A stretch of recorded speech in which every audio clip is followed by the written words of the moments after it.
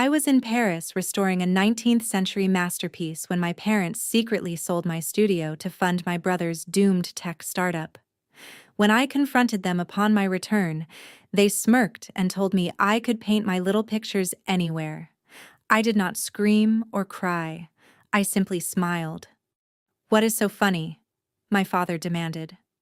I replied, "Because the building you just sold actually belonged to the federal government." They froze. Before I continue this story, let me know where you are watching from in the comments below. Hit like and subscribe if you have ever had to stand up to toxic family members who underestimated your worth. My name is Naomi, 33 years old, and I work as a senior art conservator and appraiser. Growing up in our affluent suburban neighborhood meant constantly living in the shadow of impossible expectations. My parents, Richard and Barbara, measured human value strictly by corporate titles and bank accounts. They viewed my career in art restoration as nothing more than a frivolous hobby, a glorified coloring book project for a woman who stubbornly refused to get a real job. To them, I was the family's greatest disappointment, the one who had squandered every opportunity they believed they had graciously provided. The golden child was my older brother, Cameron. At 35, Cameron was a walking cliché of a tech bro who had never actually built a successful company. He spoke exclusively in buzzwords about artificial intelligence and disruption, while bleeding our parents dry to fund his flashy, unsustainable lifestyle. I had just spent 3 weeks in France consulting with a private collector. I was exhausted from the 14-hour flight but deeply eager to get back to my studio. My workspace was located in a rapidly gentrifying industrial district. It was my sanctuary, the one place in the world that was entirely mine. But the exhaustion deep in my bones vanished the second my taxi pulled up to the curb. I stepped out onto the pavement and stared in absolute disbelief. The heavy steel door of my studio had been altered. The vintage brass lock I had installed myself was gone, replaced by a cheap modern deadbolt. A massive real estate sign was staked into the small patch of grass out front with the word "Sold" plastered across it in bold red letters. My stomach plummeted, but the real horror was sitting by the curb. A commercial dumpster was overflowing with my life. My custom sable brushes were snapped in half. Imported European solvents were leaking onto the pavement, ruining everything they touched. Antique frames I had spent months carefully sourcing were cracked and splintered like worthless firewood. I stood there taking in the complete and utter destruction of my livelihood. I did not shed a single tear. Crying was for people who had something left to lose. I felt a cold and absolute rage settle deep into my chest because I knew exactly who had done this. I hailed another taxi and gave the driver my parents' address. As the car sped toward their pristine 5-bedroom colonial home, I methodically prepared myself for the confrontation ahead. I marched up the manicured walkway and did not bother knocking. I pushed the heavy oak double doors open and stepped into the foyer. The sound of clinking crystal and loud laughter drifted from the formal dining room. I walked in to find a full celebration underway. My father, Richard, was pouring expensive champagne into crystal flutes. My mother, Barbara, wore her best pearls, beaming with a pride she had never once directed at me. Cameron stood at the head of the table holding up his glass, looking as arrogant and self-congratulatory as ever. Sitting quietly next to him was his wife, Nia. Nia was an accomplished African-American woman with a razor-sharp mind who worked as a chief financial officer for a major corporation. She was the only person in that room who actually worked hard for a living. Her expression was tight and controlled, and she had not raised her glass to join the ridiculous toast. My father noticed me first. He did not look guilty or ashamed. He just looked annoyed that I had interrupted his party. "Naomi," he said, setting the champagne bottle down on the mahogany table. "We did not expect you back from France until tomorrow." I tossed the rusted remains of my broken studio lock onto the dining table. It hit the polished wood with a loud, satisfying thud. Someone changed the locks on my property, I said, my voice dangerously calm. Someone also threw thousands of dollars of specialized restoration equipment into a dumpster. Care to explain why there is a sold sign on my building? My mother stepped forward, waving her hand dismissively. Oh, stop being so dramatic, Naomi. We sold that old brick eyesore. It was practically falling apart anyway. You sold my building, I said, taking a slow step closer. The building I bought with my own money. The building where I run my business. It was not a real business, my father chimed in, crossing his arms defensively. You play with old paint and dust all day. Your brother needed real capital for his new startup. He is building an artificial intelligence platform that is going to change the world.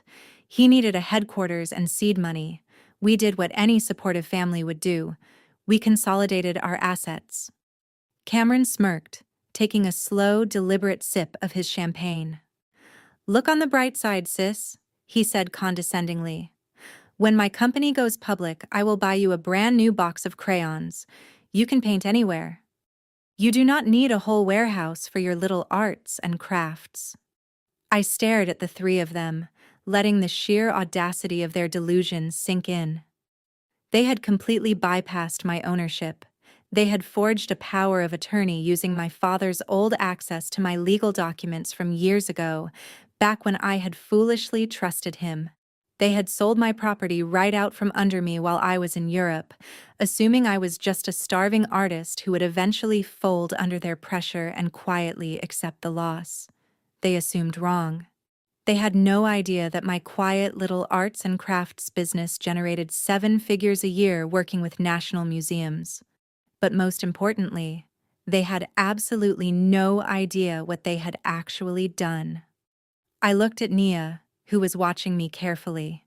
She knew her husband was a fraud, but even she looked genuinely shocked by the revelation that they had stolen and sold my property to fund his delusion.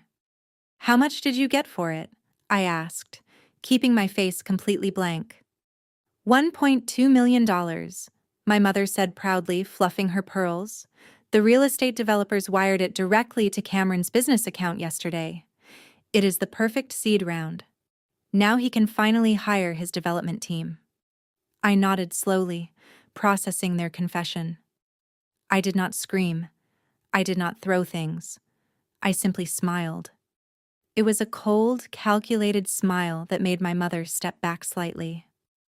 What is so funny? My father demanded, his face flushing with sudden anger. You just lost your studio and you are smiling like a lunatic. I am smiling, I said, my voice dropping to barely above a whisper, because that studio was not mine to sell anymore. And it certainly was not yours. The room went dead silent. The champagne flutes stopped halfway to their mouths. What are you talking about? Cameron asked, his arrogant smirk finally faltering. I bought that warehouse 3 years ago, I explained, keeping my eyes locked steadily on my father. But 6 months ago, the Department of Transportation finalized their new infrastructure plan. They claimed eminent domain on that entire block for the new highway expansion. The state bought that building from me for $5 million. The money cleared my accounts in October. I was only leasing it back for $1 a month until my new facility was ready. I leaned over the table, looking directly into my father's rapidly paling face. You did not just forge documents to steal from your daughter. You just committed wire fraud and sold a piece of property that belongs to the United States government. The FBI is going to absolutely love this. My mother picked up her crystal glass. She took a slow, deliberate sip of her vintage Pinot Noir, leaving a faint red stain on the rim. She did not look like a woman who had just committed a felony. She looked like a woman who had simply rearranged the living room furniture. I threw the rusted, broken padlock onto the center of the dining table. It hit the polished mahogany with a sharp crack, scratching the expensive wood. My mother flinched but quickly recovered, her perfectly contoured face settling into an expression of profound annoyance. You are ruining the celebration, Naomi, she said. She waved her manicured hand as if swatting away a particularly bothersome fly. We sold that old brick eyesore. It was practically falling apart anyway. You never even invited us there. So why should you care? You sold a building that you do not own, I said, keeping my voice dangerously low. I bought that studio 3 years ago. My name is on the deed. How exactly did you manage to sell my property while I was in Paris? My father, Richard, leaned back in his custom leather chair. He crossed his arms over his chest, puffing out like a silverback gorilla defending its territory. He fixed me with the same condescending glare he had used since I was 7 years old. "Do not use that tone with your mother," he barked. "We are a family, and families share resources. Your mother simply found that old power of attorney you signed for us 5 years ago, the one we needed when you were backpacking through Europe, and we had to handle your mail.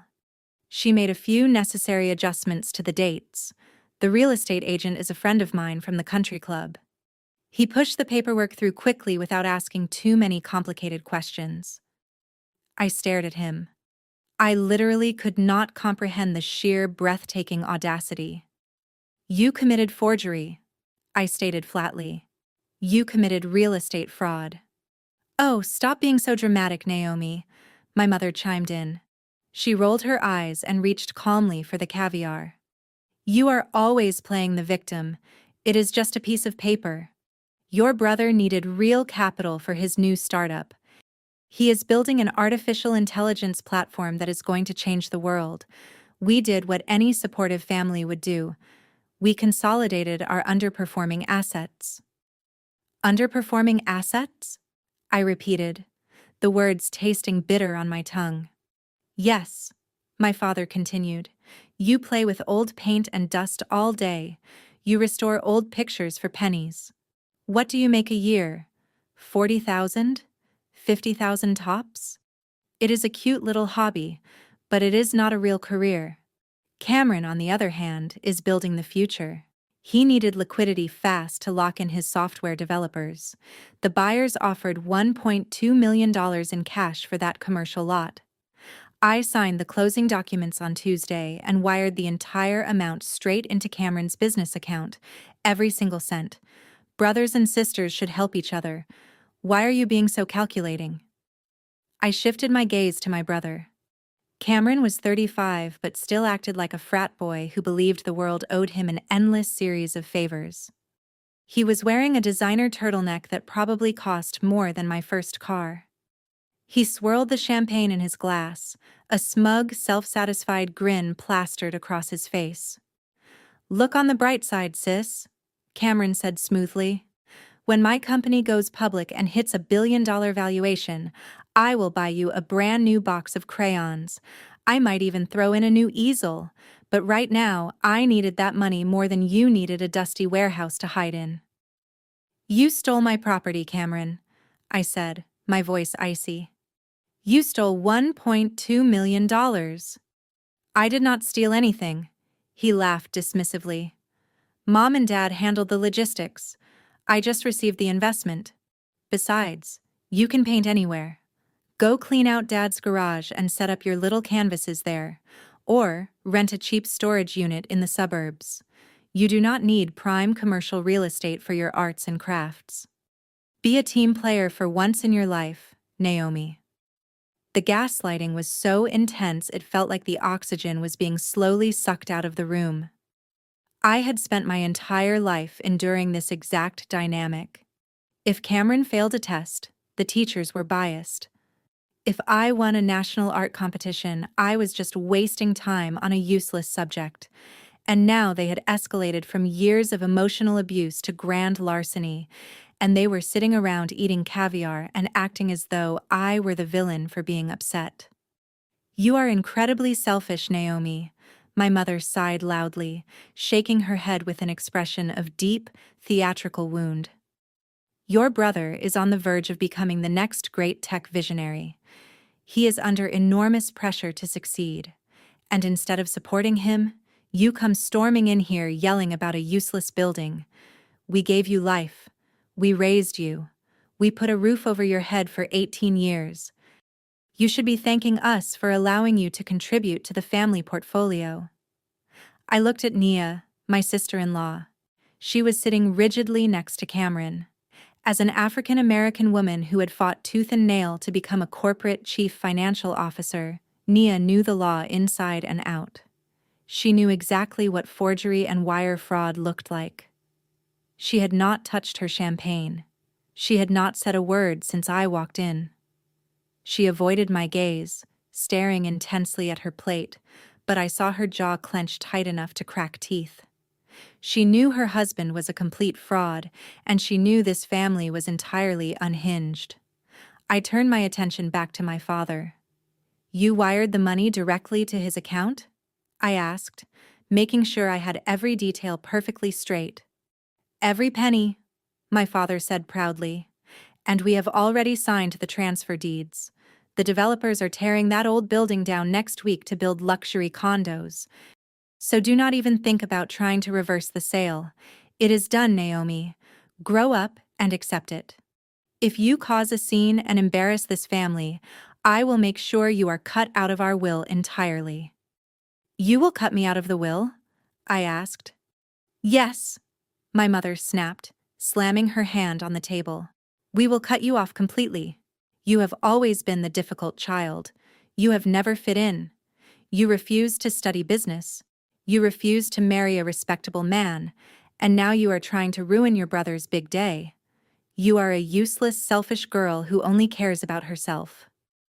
I stood there in the opulent dining room, surrounded by the people who shared my blood.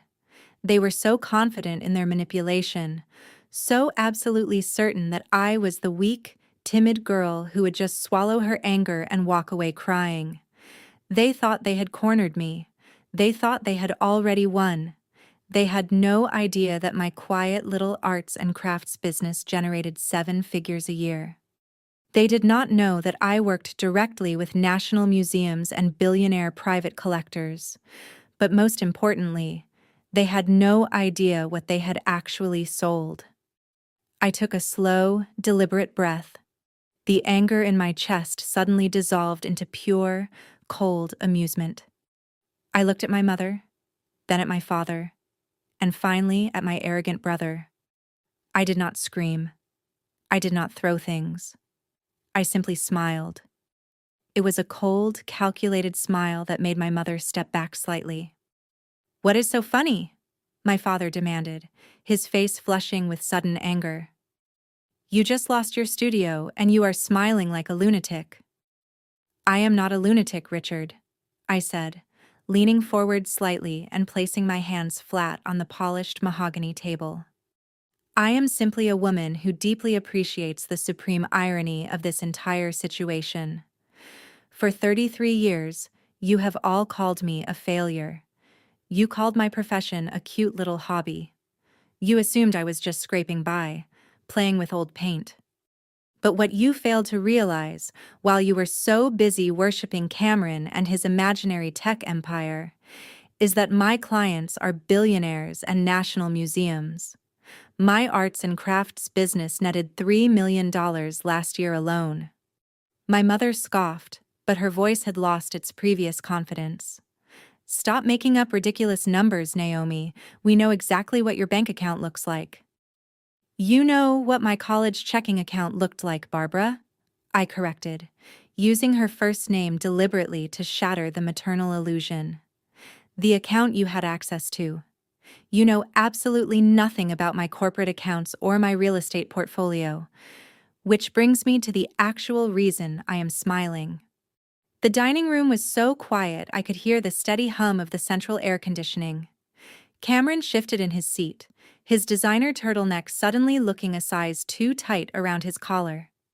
"You see," I continued, my voice echoing clearly in the silent room, "that studio in the industrial district, the one you just sold for $1.2 million to your buddy from the country club, I do not own it anymore. I have not owned it for over 6 months." My father frowned, his thick eyebrows drawing sharply together. "What are you talking about?" "We have the deed. We processed the transfer. The title company cleared it." They cleared a forged document submitted by a desperate man, I shot back. 6 months ago, the State Department of Transportation finalized their urban infrastructure expansion project. They invoked eminent domain on that entire block. The federal government acquired that exact building from me, and because of the historical value of the structure and the prime location, they compensated me very generously. $5 million to be exact. The money cleared my accounts in October. My mother gripped the edge of the table, her knuckles turning white. "No," she whispered. "No, that is impossible." "It is public record," I stated calmly. "Check the county registry if you do not believe me. The state gave me a grace period to safely pack and transport my highly sensitive restoration equipment and the antique artworks I was holding for my clients. I signed an agreement allowing me to lease the building back from the government for exactly $1 a month until the end of this week." I watched the color drain completely from my father's face. The arrogant silverback gorilla posture deflated in an instant, leaving behind a pale, sweating old man staring blankly at the mahogany table. "Do you understand what you have done?" I asked, tilting my head. "You did not just steal from your daughter. You did not just forge a power of attorney to execute a shady family transaction. You fraudulently sold a piece of property that currently belongs to the United States government. You took $1.2 million from a real estate developer for land he can never legally own or develop." "That is not true," Cameron stammered, his voice pitching an octave higher. "Dad, you checked the paperwork, right? You said it was clean." "I checked the old deed," my father mumbled, staring blankly at the table. "I did not run a new title search. Greg at the country club said he would handle the escrow internally to save us on fees and taxes since it was a private cash sale." "So Greg bypassed standard legal protocols to help you commit a felony," I said, letting out a short, sharp laugh. "That is absolutely fantastic. I am sure the federal investigators will love hearing about Greg and his creative internal escrow process." My mother dropped her crystal champagne flute. It shattered against the hardwood floor, sending expensive wine and glass shards flying in every direction. Nobody moved to clean it up. "You have to fix this, Naomi," my mother gasped, suddenly sounding breathless. "You have to call the state. Tell them it was a misunderstanding. Tell them we made a clerical error." "A clerical error?" I repeated, mocking her exact tone from earlier. "A clerical error that resulted in $1.2 million being wired across state lines into Cameron's corporate account. That is called wire fraud, Barbara. Forging a legal document to sell federal land is grand larceny. The FBI does not consider those to be clerical errors. They consider them federal crimes carrying mandatory minimum prison sentences." Nia, who had been sitting like a statue, finally moved. She slowly reached for her purse on the floor, her eyes locked on Cameron with an expression of pure, unadulterated disgust. She was a chief financial officer. She knew exactly how deep this hole was, and she clearly had no intention of jumping into it alongside them. Cameron jumped up from his chair, knocking it backward. "We will just give the money back," he shouted, pointing a trembling finger at me. "We will wire the cash back to Greg tomorrow morning. We will tear up the contracts. No harm done. You do not need to call the police, Naomi. We will just reverse it." I looked at my golden child brother, the brilliant tech CEO who was supposed to change the world. I looked at him with nothing but pity. "Reverse it?" I asked. "How exactly do you plan to do that, Cameron?" "I will just wire the $1.2 million back to the developer's account," he insisted, running both hands frantically through his perfectly styled hair. "The funds are sitting in my startup account right now." I kept my eyes locked on his panicking face. "Are they, Cameron? Are the funds really just sitting there, untouched? Because from what I understand about your incredibly innovative artificial intelligence startup, you have a significant number of outstanding debts. Debts that were immediately and automatically deducted the second that massive deposit hit your accounts." Cameron froze. His eyes widened in absolute terror. I turned my back on all of them and walked slowly toward the grand double doors of the foyer. The celebration was officially over. The champagne had gone flat, and the truth was finally, irreversibly out. I stopped with my hand on the brass doorknob and looked over my shoulder one final time. "You always said I needed to be more realistic, Dad," I said quietly. "So let us be realistic. By tomorrow morning, the real estate developer is going to realize he bought a worthless forged deed to federal land. By tomorrow afternoon, the bank is going to flag a fraudulent $1.2 million wire transfer. And by tomorrow evening, the federal authorities are going to start asking very serious questions about who forged my signature. Enjoy your startup capital, Cameron. You are going to need every last penny of it for your defense attorneys." I had my hand on the heavy brass doorknob, ready to pull it open and walk into the cool evening air, when my father lunged across the foyer. His heavy leather shoes pounded against the marble tiles. He slammed his hand flat against the wood right above my head, physically barring my exit.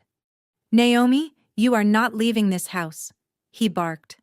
The smell of expensive champagne and stale animal fear rolled off his breath. "We are going to sit down like rational adults and figure a way out of this mess." I did not step back. I stood my ground and looked up directly into his bloodshot eyes. "There is no we in this equation, Richard. You created a federal crime. You get to figure your own way out of it." My mother rushed into the foyer, her heels clicking frantically against the marble. She grabbed my arm, her perfectly manicured fingernails digging into my skin. "We can fix this," she said, her voice pitching into a manic high frequency. "You just need to sign a piece of paper, a retroactive authorization. We can date it back to last month. You can tell the real estate agent and the bank that you gave your father verbal permission to handle the transaction. It is a simple administrative fix." I stared at her hand on my arm until she slowly let go. "You want me to sign a retroactive authorization for a building I do not legally own?" I asked, letting the sheer stupidity of her request echo through the grand foyer. "You want me to lie to federal investigators and tell them I gave you permission to sell state property to a private developer? You want me to make myself a co-conspirator in your grand larceny?" "You are twisting the narrative," Barbara insisted, tears of pure manipulation welling dramatically in her eyes. "It is just a white lie to protect your family. We are your blood, Naomi. You cannot possibly send your own father and your own brother to prison over a piece of brick and mortar." Cameron had slinked out of the dining room and was standing in the hallway behind them, looking like a frightened child hiding behind his parents' skirts. "Come on, Naomi," he whined. "You just said you got $5 million from the government. You are rich now. Why do you even care about the $1.2 million? Just sign the paper and let me keep the startup funds. If I lose this money, my company is dead. My investors will sue me." I looked at the golden child of the family. He had literally stolen from me, and he still believed he was the victim. "Your company was dead the second you decided to build it on stolen money, Cameron," I said coldly. "And the fact that you think my $5 million somehow excuses your theft is exactly why you will never succeed in the real world. I worked for my money. I built a highly specialized conservation firm from scratch, while you all mocked me at every turn. I earned that government payout. You earned nothing." My father slammed his fist against the door again. "Stop being a selfish brat," he roared. "We gave you everything. We clothed you and fed you. You owe us this. If you do not sign that paper, you are dead to us. We will disown you. We will tell everyone in our social circle that you are a vindictive, unstable girl who tried to ruin her brother's life out of pure jealousy." I could not help but laugh. It was a harsh, grating sound that filled the foyer. "Disown me?" I asked. "You disowned me emotionally decades ago. You spent my entire life making sure I knew I was a disappointment. You treated my passion like a disease. And now that you realize my passion made me a millionaire, you demand that I risk federal prison to shield your precious son from his own catastrophic stupidity. I reached into my designer handbag and pulled out my smartphone. "What are you doing?" my mother shrieked, lunging forward again. "Put that away." I unlocked the screen and held the phone up so they could all clearly see the contact name. I pressed the call button and switched it to speakerphone. The dialing tone echoed loudly through the tense foyer. My father lunged for the phone, but I stepped back smoothly, dodging his grasping hands. "Touch me, Richard, and I will add assault to your growing list of charges," I warned. The line connected. A crisp, professional voice answered. "Law Offices of Harrison and Associates.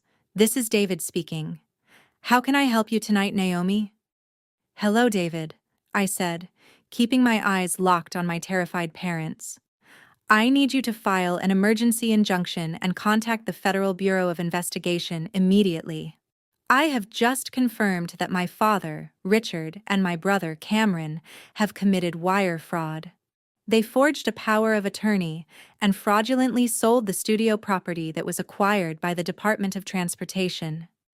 The stolen funds total $1.2 million and have been transferred into Cameron's corporate accounts." My mother let out a strangled wail and collapsed onto the marble floor, weeping hysterically. Cameron backed away until he hit the hallway wall and slid down it with his head buried in his hands. "Understood, Naomi," my lawyer replied, his tone shifting to absolute serious business. "Do not sign anything.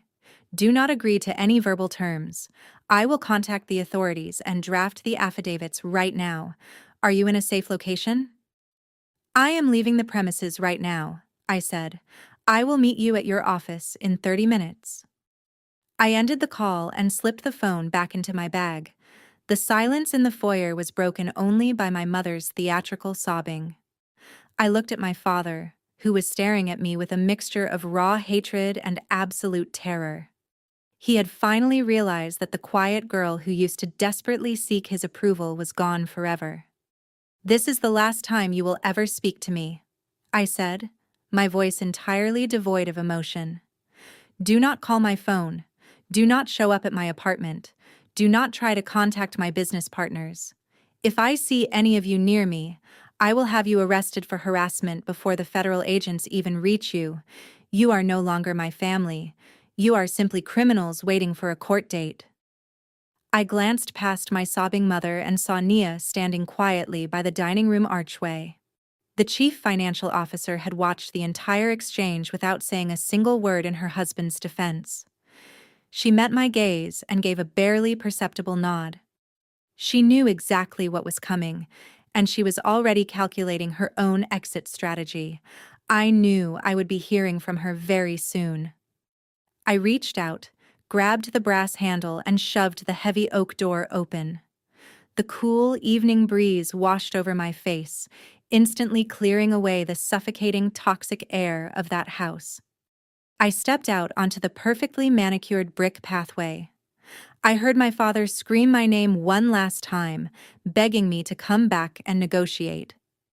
I did not break my stride. I did not look back. I simply walked toward my waiting taxi, feeling lighter and more powerful than I had ever felt in my entire 33 years of existence. I was finally free. The morning sun was barely cresting over the city skyline when the heavy pounding started on my apartment door.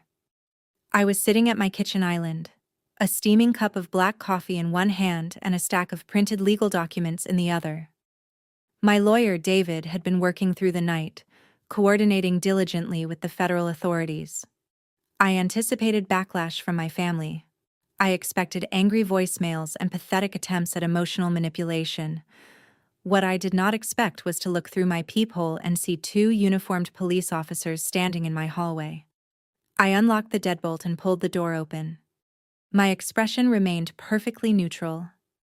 "Good morning, officers," I said smoothly. "How can I help you?" The taller officer rested his hand near his utility belt, looking at me with a mixture of caution and confusion. "Are you Naomi? We received an emergency wellness check call from your brother, Cameron. He stated that you are currently experiencing a severe schizophrenic break. He claimed you went off your medication last night, showed up at your parents' house screaming delusions about the FBI, and threatened to physically harm your family if they did not give you money. I did not gasp. I did not act outraged. I simply took a slow, measured sip of my coffee, letting the sheer desperation of Cameron's tactic wash over me. The golden boy was terrified of federal prison. He thought that if he could paint me as a mentally unstable lunatic, the authorities would dismiss my wire fraud claims as the ramblings of a sick woman. It was a classic narcissistic survival strategy: strike first and discredit the victim before they can be heard. I set my mug down and calmly walked over to my entryway console. I retrieved my driver's license and a glossy business card, handing both to the officers. "I am perfectly fine, officers," I said, my voice steady and professional. "I do not have schizophrenia, and I do not take any psychiatric medication. What I do have is a brother who just committed grand larceny by forging a power of attorney to sell property that belongs to the Department of Transportation. My lawyer and I initiated a federal investigation against him last night. He is using you to harass and discredit a witness." The officers exchanged a long, knowing look. They scrutinized my pristine apartment, my calm demeanor, and the thick stack of legal paperwork sitting on my kitchen island. The taller officer sighed and handed my identification back. "I apologize for the intrusion, ma'am," he said, his tone shifting from cautious to deeply apologetic. "Unfortunately, people use emergency services for retaliatory disputes, more often than you would think. We will document that you are safe and sound, and we will be having a very stern conversation with your brother about filing false police reports." I thanked them and closed the door. The sound of the latch clicking shut was immediately followed by the frantic buzzing of my cell phone. David was calling. "Naomi, you need to check your email right now," David said, his voice tight with urgency. "Cameron is not just calling the police. He is weaponizing his entire tech network against you. He has launched a massive, coordinated smear campaign online." I opened my laptop and felt my jaw clench. Cameron knew my career relied entirely on my immaculate professional reputation.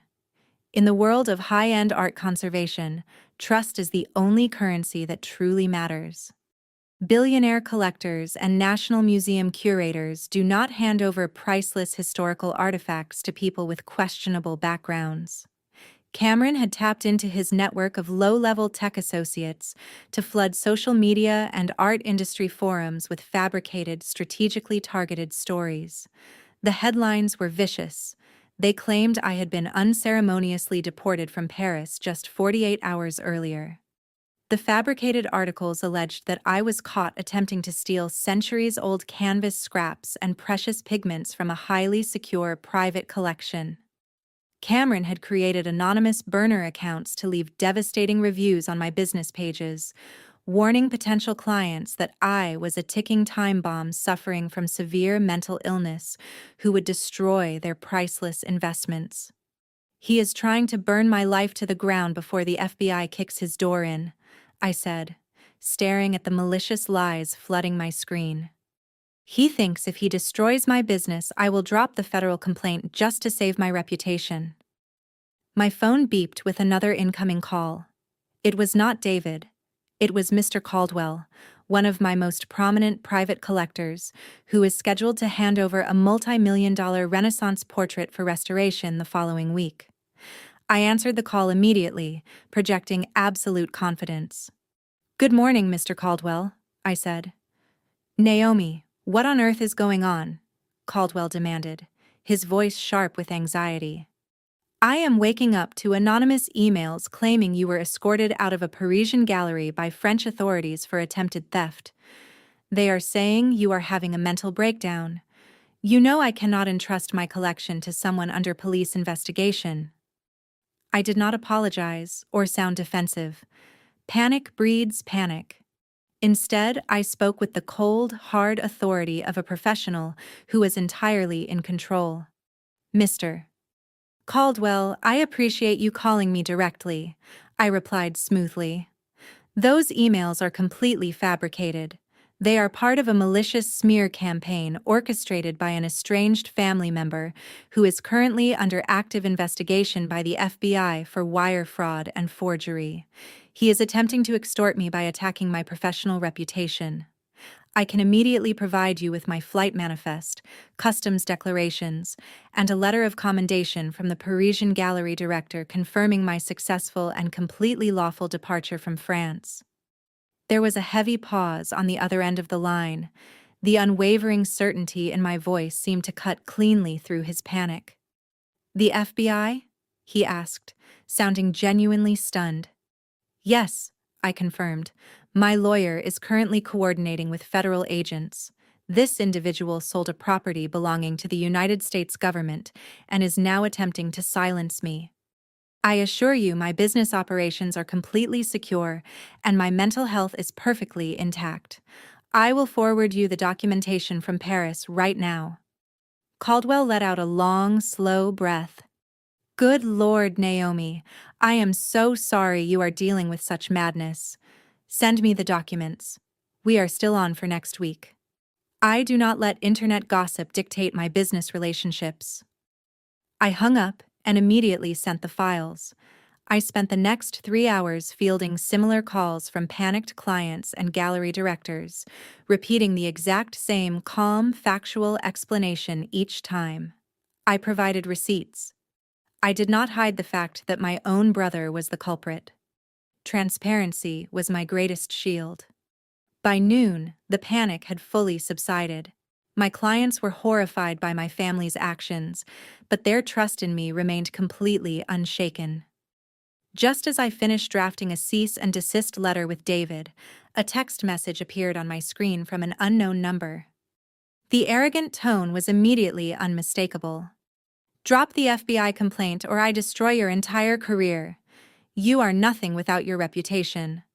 I have dozens of bots ready to post worse things. Withdraw the fraud claims and I will delete the posts. Choose wisely." I stared at the glowing screen and a genuine, unhurried smile spread across my face. Cameron was truly the most arrogant fool I had ever encountered. In his desperate panic to save himself, he had just handed me the final nail for his own coffin. I took a screenshot of the extortion threat. I did not reply. I simply forwarded the image directly to David with a brief, 4-word message. "Please add witness intimidation and federal extortion to my brother's growing list of charges." I hit send and watched the screenshot vanish into cyberspace. My coffee had gone completely cold, but the adrenaline pumping through my veins kept me razor sharp. The digital clock on my oven flashed 2 o'clock in the afternoon. The smear campaign was contained. My clients were secure. Cameron had exhausted his ammunition. Or so I thought. A sharp, determined knock echoed through my apartment. I did not flinch. I walked over to the security monitor mounted by the door, expecting to see another pair of police officers, or perhaps an overly ambitious investigative reporter sniffing around the forged deed story. Instead, the high-definition camera revealed a single woman standing in the hallway. It was Nia. She was wearing a tailored charcoal pantsuit and carrying a thick leather briefcase. Her posture was rigidly perfect. As a highly successful corporate executive, she projected an aura of absolute, uncompromising authority. I unlocked the deadbolt and pulled the heavy door open. We stared at each other for a brief, measured moment. I expected her to beg.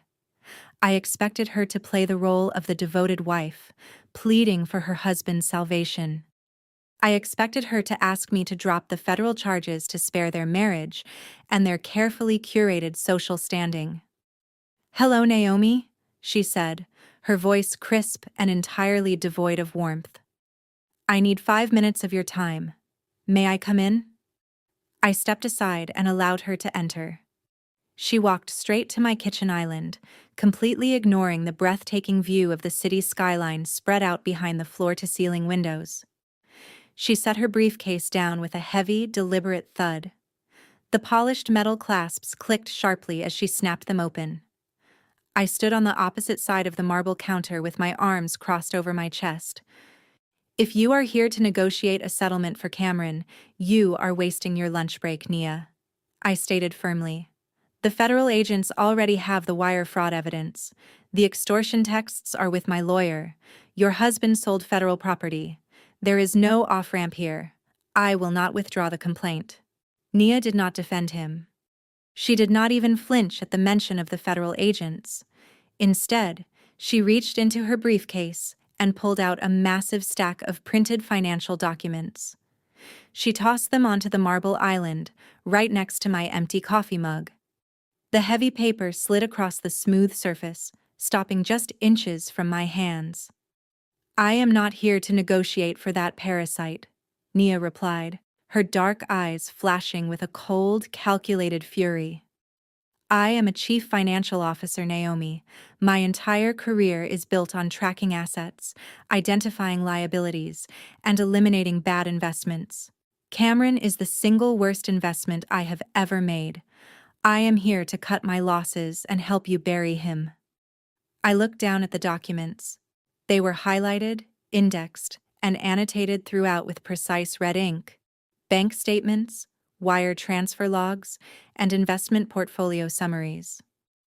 For 5 years I have played the supportive wife, Nia continued, pacing a short, restless line across my hardwood floor. I paid the mortgage on our house. I paid for his extravagant networking dinners. I watched your parents treat him like the second coming of a tech messiah, while he sat on my couch playing video games and stringing together meaningless industry buzzwords. Your parents worship a man who cannot even balance a basic ledger. I tolerated his delusions because I thought he was just a harmless dreamer. I did not know he was a criminal willing to steal from his own sister. I picked up the top sheet of paper. It was a wire transfer confirmation from the real estate developer. $1.2 million, Nia said, stopping her pacing and leaning deliberately over the counter. Your parents told you he needed that money for his artificial intelligence startup. They said he was hiring developers and building an enterprise. Take a look at page 4. I flipped to the 4th page. My eyes scanned the highlighted rows of numbers. My breath caught slightly in my throat. There were no payroll expenses, no office leases, no software licensing fees. He did not hire a single engineer, Nia stated, her voice laced with absolute disgust. The second that $1.2 million hit his business account, he initiated a massive transfer. $800,000 went straight into an offshore cryptocurrency exchange. He bought into a highly volatile digital coin because some anonymous guru on an internet forum told him it would triple in value within a week. He literally gambled away $800,000 of stolen federal money on internet coins. I stared at the transaction logs. It was even worse than I had imagined. He was not just a fraud. He was an absolute fool. And the rest of it? I asked, flipping to the next page. Page 7, Nia directed, pointing a sharp, manicured finger at the paper. He authorized a non-refundable wire transfer of $250,000 to a luxury exotic car dealership. He placed a custom order for a Porsche 911 GT3, painted a specific shade of metallic silver to match his self-imagined executive persona. He planned to drive it to a networking event next month to prove to everyone that he had finally made it. So let me get this straight, I said, looking up from the documents, my mind working hard to fully process the staggering magnitude of his stupidity. He forged my signature to steal my property. He defrauded a real estate developer. He illegally sold land owned by the Department of Transportation. And instead of even attempting to build the company he promised your parents, he blew $1 million on volatile internet coins and a custom sports car. Exactly, Nia replied, leaning back and crossing her arms with quiet finality. And when your father finds out, he will probably still find a way to blame you for not being supportive enough. That is how deeply pathological your parents truly are. But I am done. I pack my bags this morning. I have already retained a ruthless divorce attorney. I am freezing all our joint accounts and legally separating myself from every one of his fraudulent business ventures. Nia pushed the entire stack of papers closer toward me. I gathered these before I locked him out of the accounting software, she said. These are his raw, unfiltered financial records. They prove unequivocally that the $1.2 million was received and immediately misappropriated for personal luxury items and high-risk gambling. There is no legitimate business. There is only a thief with an expensive shopping habit. I looked at my sister-in-law carefully. We had never been close. My parents had always kept a deliberate wedge between me and the rest of the family, ensuring I remained an isolated outsider who could never build the kind of alliance that was standing in my kitchen right now. But standing in my kitchen, staring at the irrefutable evidence that would guarantee my brother's imprisonment, we finally understood each other with absolute clarity. We were two incredibly successful, fiercely independent women who flatly refused to be dragged down into the muddy wreckage of mediocre men's delusions. "Thank you, Nia," I said, carefully gathering the documents and placing them into a secure folder. "The federal agents are going to find this financial roadmap highly illuminating. I will make certain they know exactly who provided it, so you are entirely shielded from the fallout." Nia offered a sharp, tight smile that contained no warmth whatsoever. "Just make sure they size him correctly for his orange jumpsuit," she said, picking up her briefcase with quiet finality. "I will see you in court, Naomi." The heavy wooden door clicked shut behind her, leaving my apartment in absolute silence. I stood alone in my kitchen, staring at the stack of financial documents that essentially guaranteed my brother a lengthy and deeply deserved stay in federal prison. I placed my hands flat against the cold marble countertop, taking a slow, deliberate breath to steady my racing pulse. I had the evidence. I had the upper hand. I was finally, irrevocably in control of the narrative my parents had spent over 3 decades twisting beyond recognition. Then the walls of my apartment practically shook. It was not a polite knock. It was a violent, aggressive pounding that rattled the picture frames in my hallway and sent a jolt of cold electricity straight up my spine. The sudden noise shattered the quiet tranquility of my sanctuary. I froze. My first thought was that the police had returned, or perhaps the federal agents had arrived early to take my official statement. But law enforcement officers do not try to break the door clean off its hinges. I moved silently across the hardwood floor, my bare feet making no sound whatsoever. I approached the security monitor mounted near the entryway. The high-definition camera feed flickered to life, revealing the hallway outside. There were 2 men standing in front of my door. They did not look like detectives. They looked like professional violence dressed in poorly fitted suits. The man on the left had a thick neck, a badly broken nose, and eyes that stared dead ahead with cold, predatory focus. The man on the right was taller, leaner, and aggressively impatient, tapping a heavy silver ring rhythmically against my doorframe. "Open the door, Naomi," the taller man barked. His voice was muffled through the thick wood, but the menace carried perfectly. "We know you are in there. Open it now, or we make a scene that your billionaire art clients will definitely hear about." My blood ran cold. How did they know about my clients? I did not reach for the deadbolt. Instead, I pressed the intercom button, keeping a solid barrier of reinforced steel firmly between us. "Who are you?" I asked, my voice echoing slightly through the hallway speaker. "State your business, or I am calling building security." "Security is taking a highly compensated coffee break," the taller man sneered, leaning close to the camera lens. "We represent Apex Horizon Developments, The company your father and your brother sold that lovely piece of industrial real estate to. My heart pounded against my ribs. The country club associates my father had bragged about. The cash buyers who had deliberately bypassed standard legal escrow. Suddenly, the bizarre, hurried nature of the entire transaction made perfect, chilling sense. Legitimate real estate developers do not hand over $1.2 million in liquid cash without running a basic title search. Legitimate developers do not use country club back channels to expedite a commercial acquisition. You are a shell company, I stated plainly through the intercom. You are a front for laundering money, and you just realized you bought a building that belongs to the United States government. The man with the broken nose slammed his fist against the door again. We do not care about the government, little girl, he growled. We care about our $1.2 million. You and your brother ran a very cute scam. You forged the papers, took our clean cash, and handed us a deed to a Department of Transportation demolition site.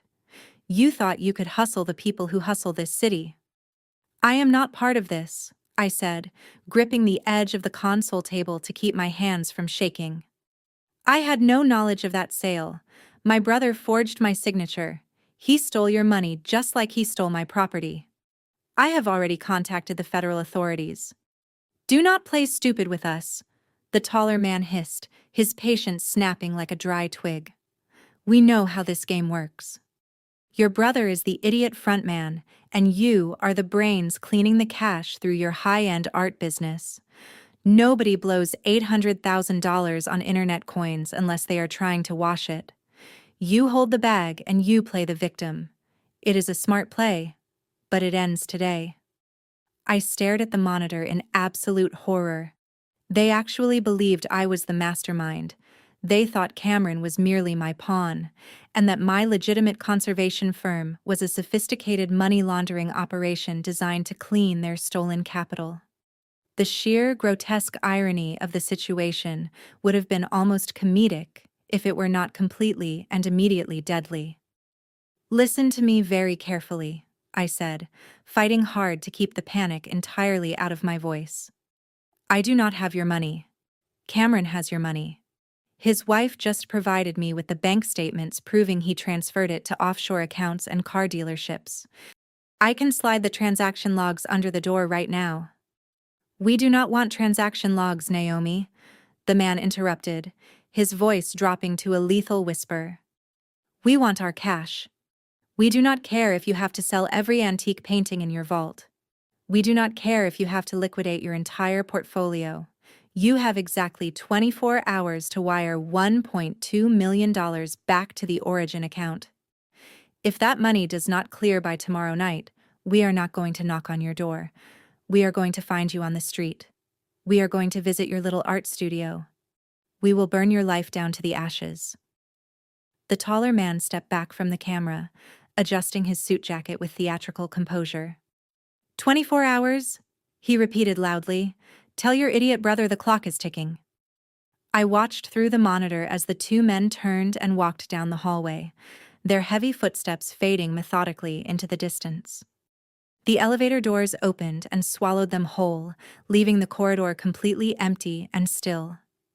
I released my grip on the intercom button. My legs suddenly felt like lead. I slid slowly down the wall until I hit the hardwood floor, pulling my knees tightly to my chest. The gravity of the situation crashed over me like a tidal wave. My parents had not just sold my studio. They had not just stolen my money or permanently shattered our family dynamic. By trying to fund their golden child's delusion, they had actively, recklessly crossed a massive organized crime syndicate. They had taken dirty money from highly dangerous people and handed them a worthless piece of government property in return. I was completely trapped.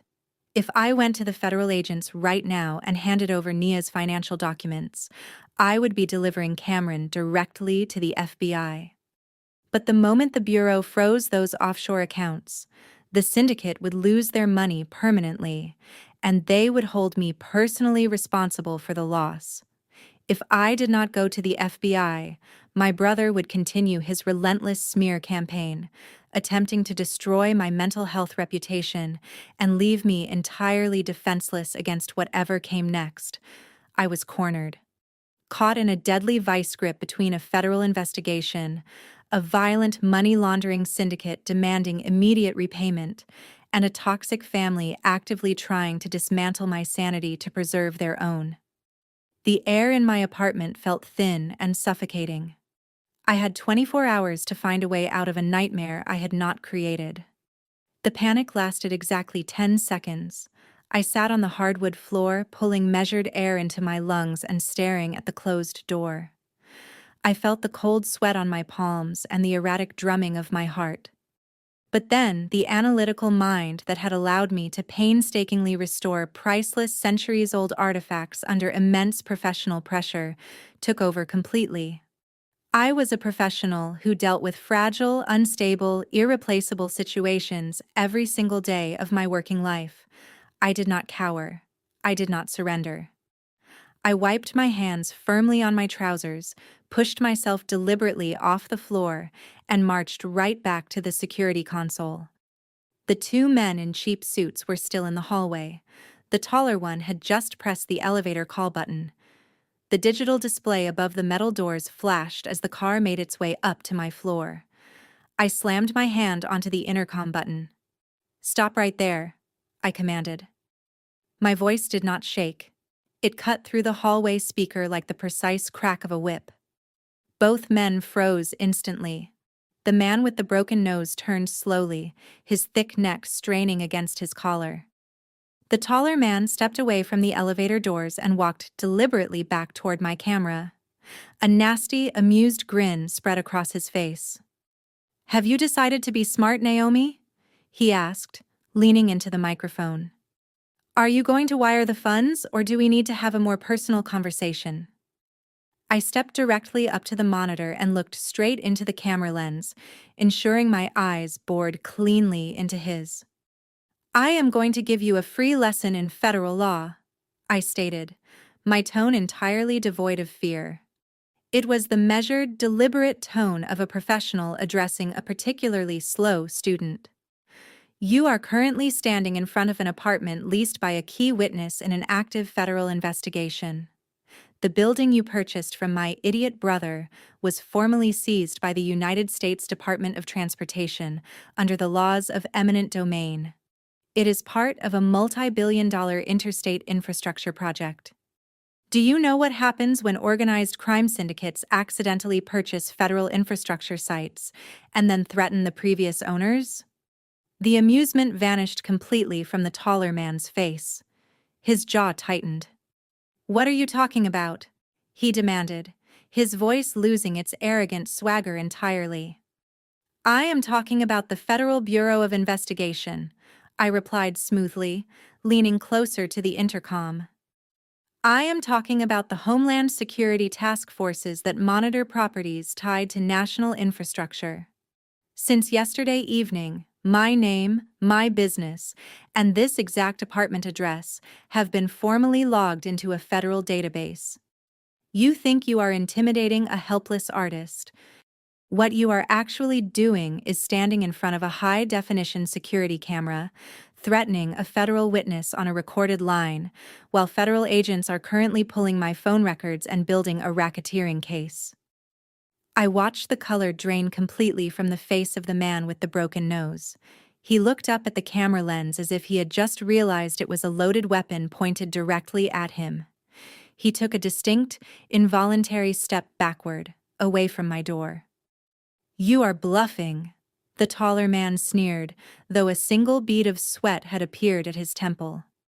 "Do not gamble your freedom on my brother's stupidity," I warned, my voice dropping to a lethal, measured calm. "My lawyer initiated the wire fraud complaint last night.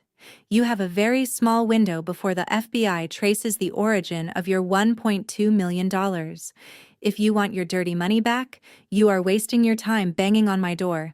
I do not have a single cent of it. But I know exactly who does, and I know precisely where he is right now." The two men exchanged a rapid, tense look. The elevator chimed behind them, but neither of them moved to get in. The doors slid open and closed, leaving them standing in the hallway, completely and utterly focused on my voice. "Who has the cash?"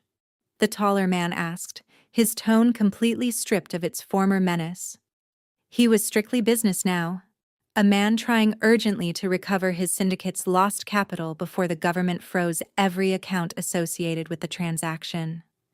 "His name is Cameron," I said, clearly and deliberately articulating every syllable. "He is my older brother. He is the one who forged the power of attorney. He is the one who took your cash. And he is the one who foolishly believed he could play real estate mogul with a shadow company. He currently resides at 422 West Hawthorne Avenue in the gated community of Oakwood Estates."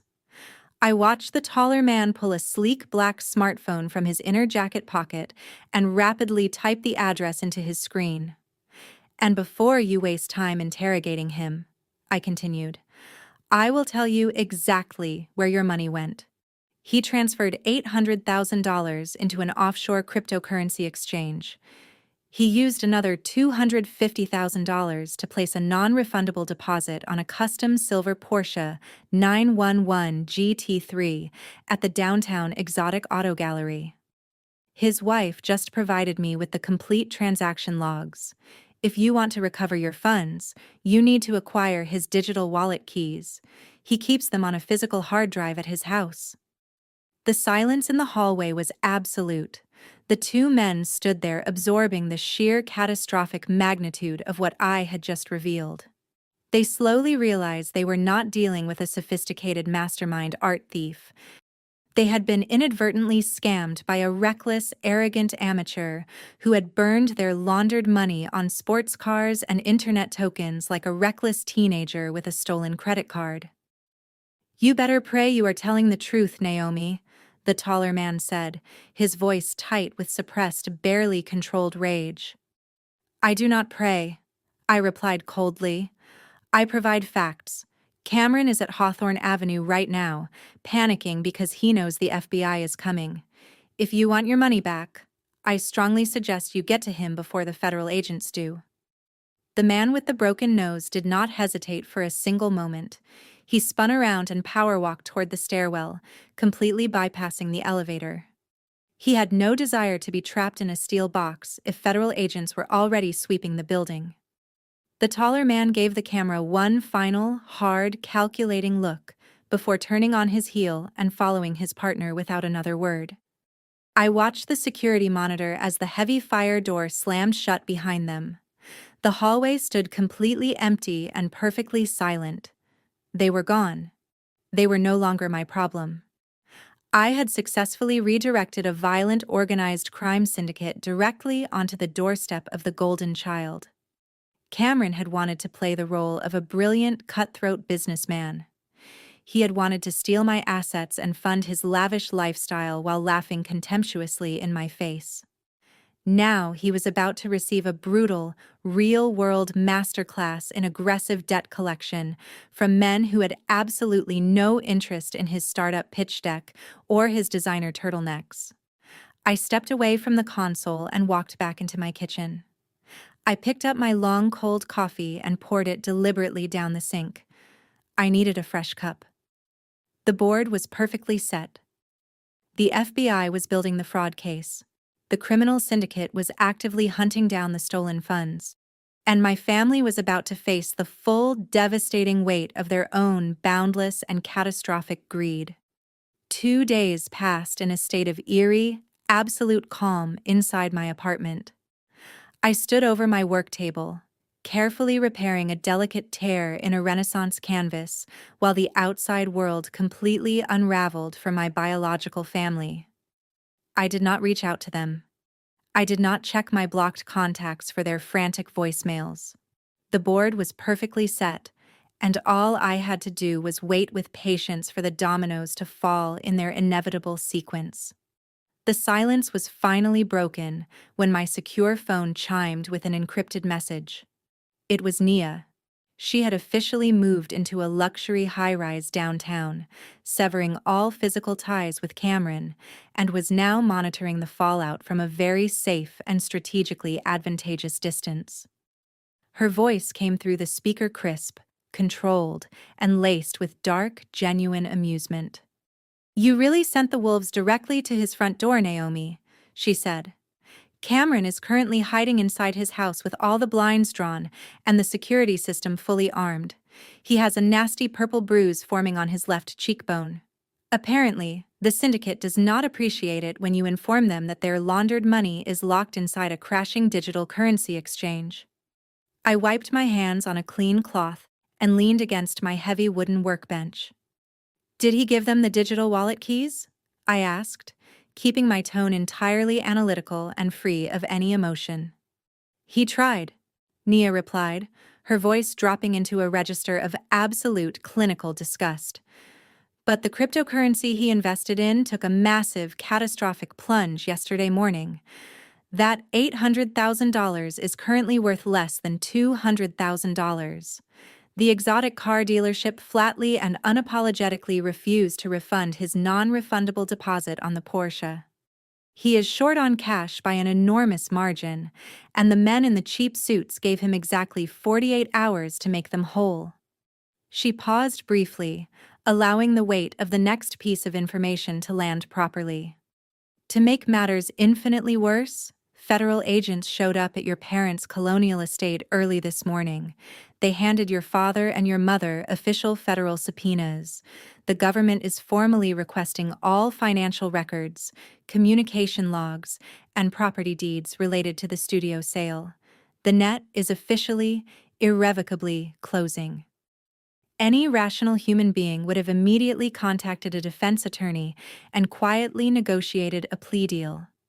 A normal family would have recognized that the game was completely and permanently over and surrendered to the authorities to avoid violent retaliation from a ruthless money laundering syndicate.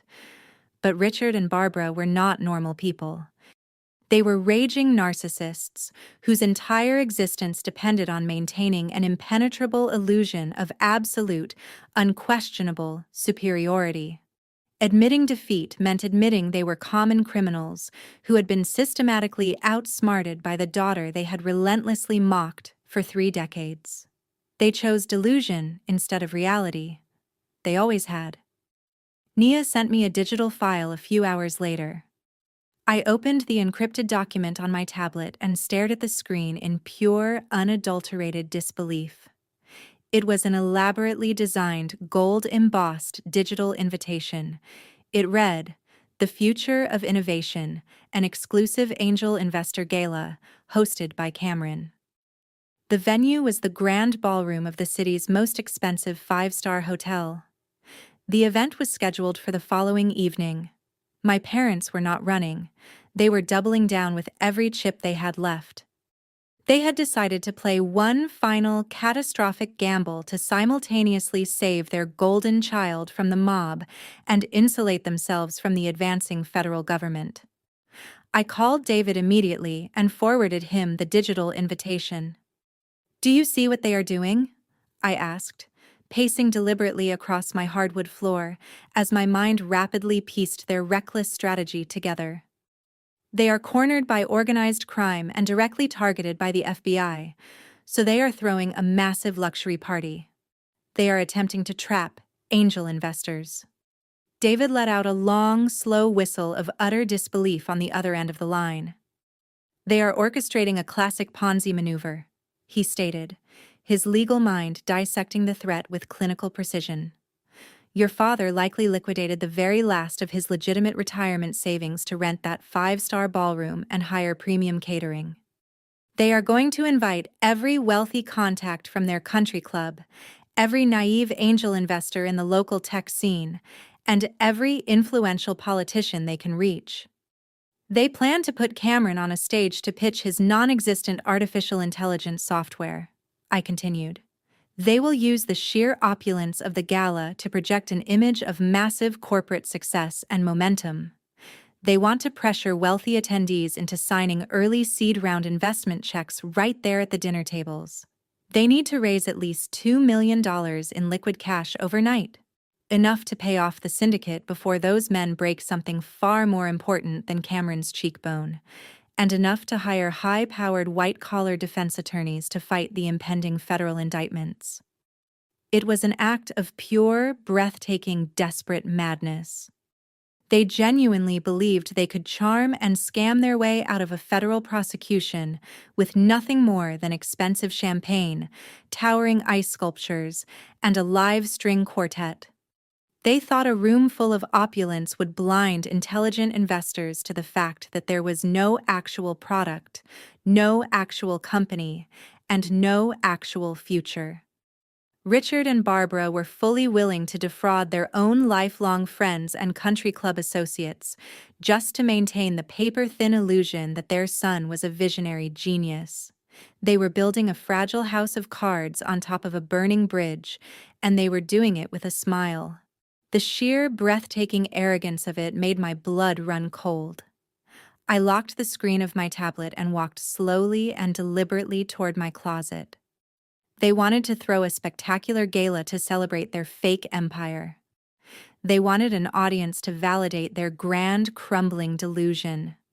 I decided it was only fair that they receive an audience who truly, comprehensively understood the exact nature of their operation. I reached for a garment bag hanging in the back of my wardrobe. It was time to get dressed for a party. I was standing in front of my open closet, considering a sleek crimson evening gown, when the intercom buzzed. It was the lobby concierge announcing a courier delivery requiring my direct signature.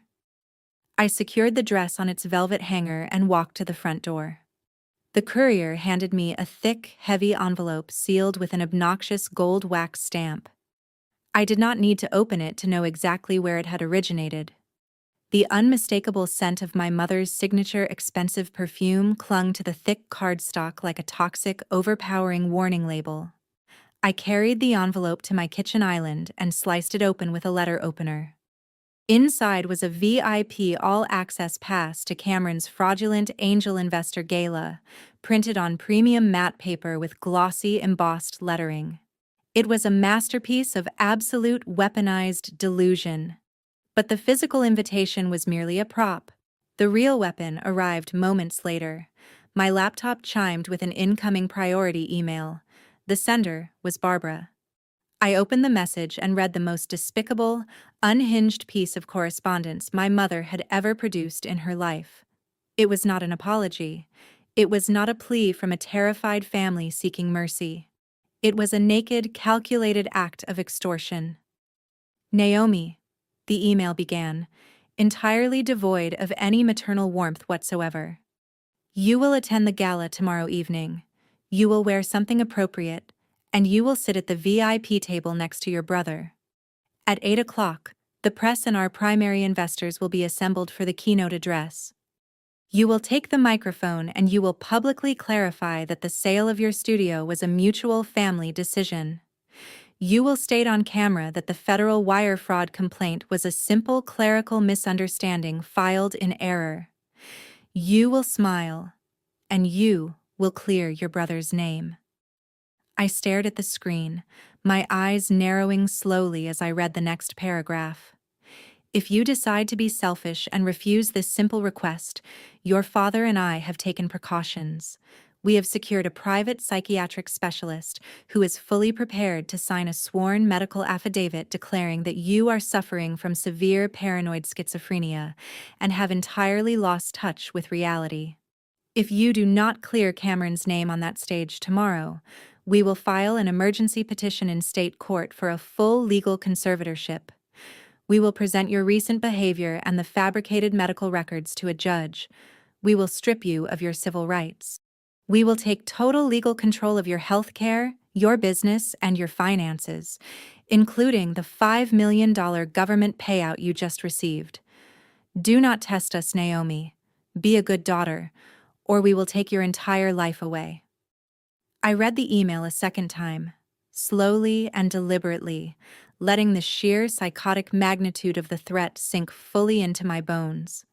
My own mother was attempting to legally erase my autonomy. She was plotting to have me institutionalized using fabricated medical records, simply to protect her golden child from federal prison and to seize control of my hard-earned wealth to pay off a criminal organization that was actively hunting them through the city. They thought they could strip me of my fundamental human rights because I refused to continue being their sacrificial lamb. I did not panic. I did not cry. My heart rate remained completely, intentionally steady. I reached for my phone and dialed my lawyer without a moment's hesitation. David answered on the first ring. "I forwarded you an email from my mother," I said, my voice ice cold. "Read it right now." I heard the rapid clicking of a keyboard on the other end of the line. A heavy silence stretched for several long seconds as David methodically processed every word of the email's contents. When he finally spoke, his voice was laced with absolute, barely contained legal fury.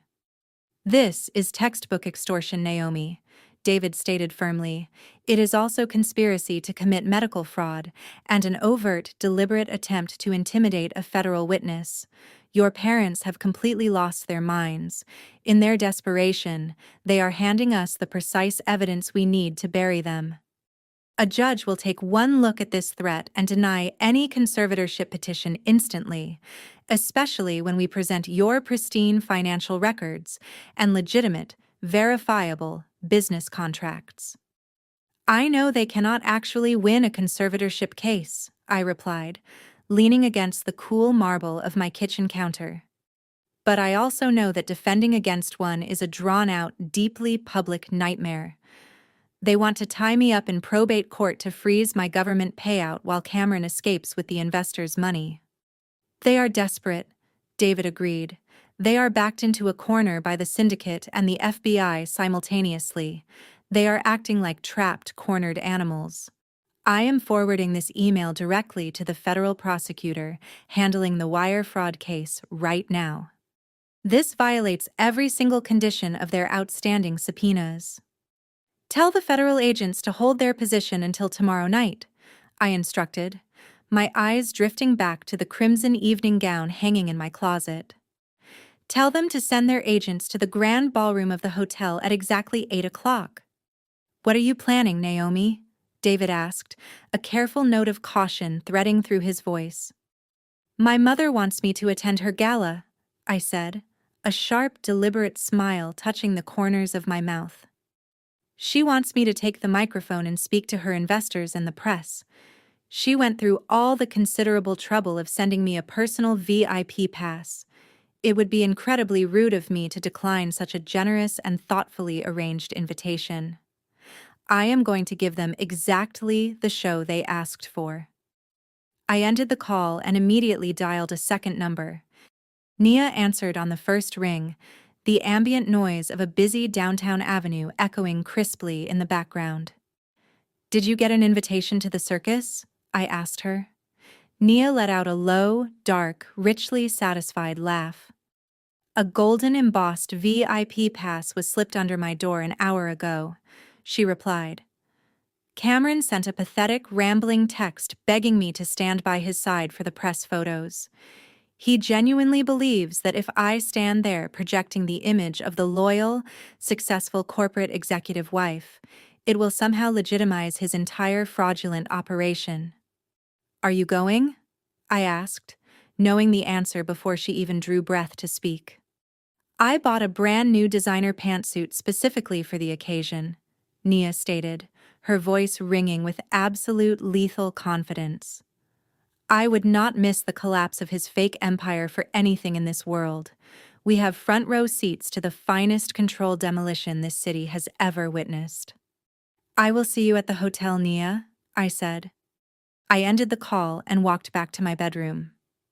I reached out and ran my fingers slowly over the smooth, heavy crimson fabric of the evening gown. My parents thought they could terrorize me into submission. They thought the threat of a fabricated psychiatric diagnosis would break my spirit and force me back into the role of the obedient, silent family failure they had always required me to be. They had catastrophically, irreversibly underestimated the woman they had spent 33 years abusing. I was not walking into that ballroom as a victim. I was walking in as the executioner. I stood in my bedroom staring at the crimson evening gown hanging from the wardrobe door. I did not allow my mother's psychotic extortion attempt to rattle my focus or elevate my heart rate by a single beat. I picked up my phone and dialed Nia once more to finalize our tactical approach for the evening. She answered on the second ring, the ambient noise of a busy downtown avenue carrying clearly through the line. I told her about the fabricated medical records my parents planned to weaponize against me in their attempt to seize control of my government payout. Nia let out a sharp, dark laugh of absolute stunned disbelief. "They are completely unhinged, Naomi," she said, her voice cutting cleanly through the static. "But their timing is actually perfect for us. I just walked out of the county courthouse. I officially filed a divorce petition 30 minutes ago. The ink is barely dry.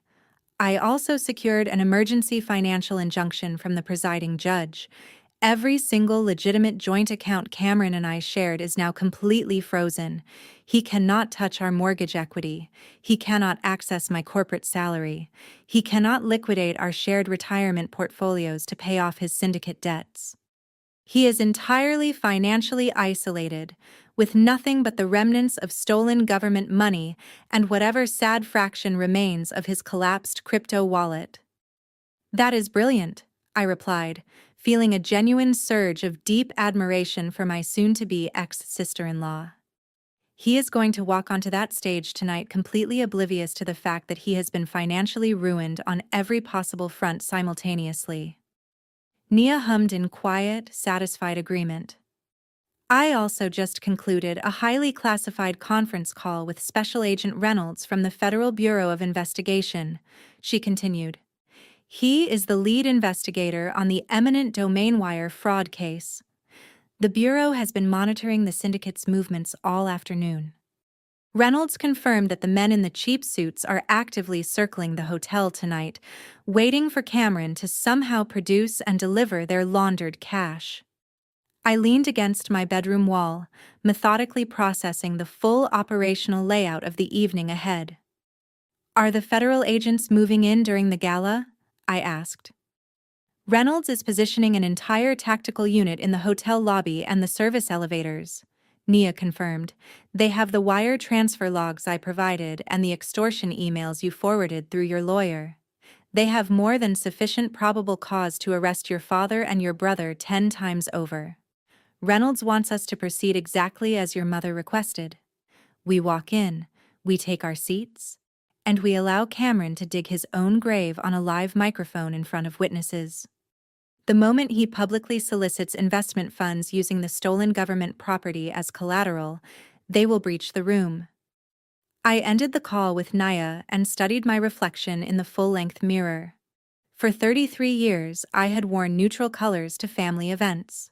I had deliberately made myself invisible, shrinking into the background to avoid my mother's relentless criticism and my father's dismissive, contemptuous sneers.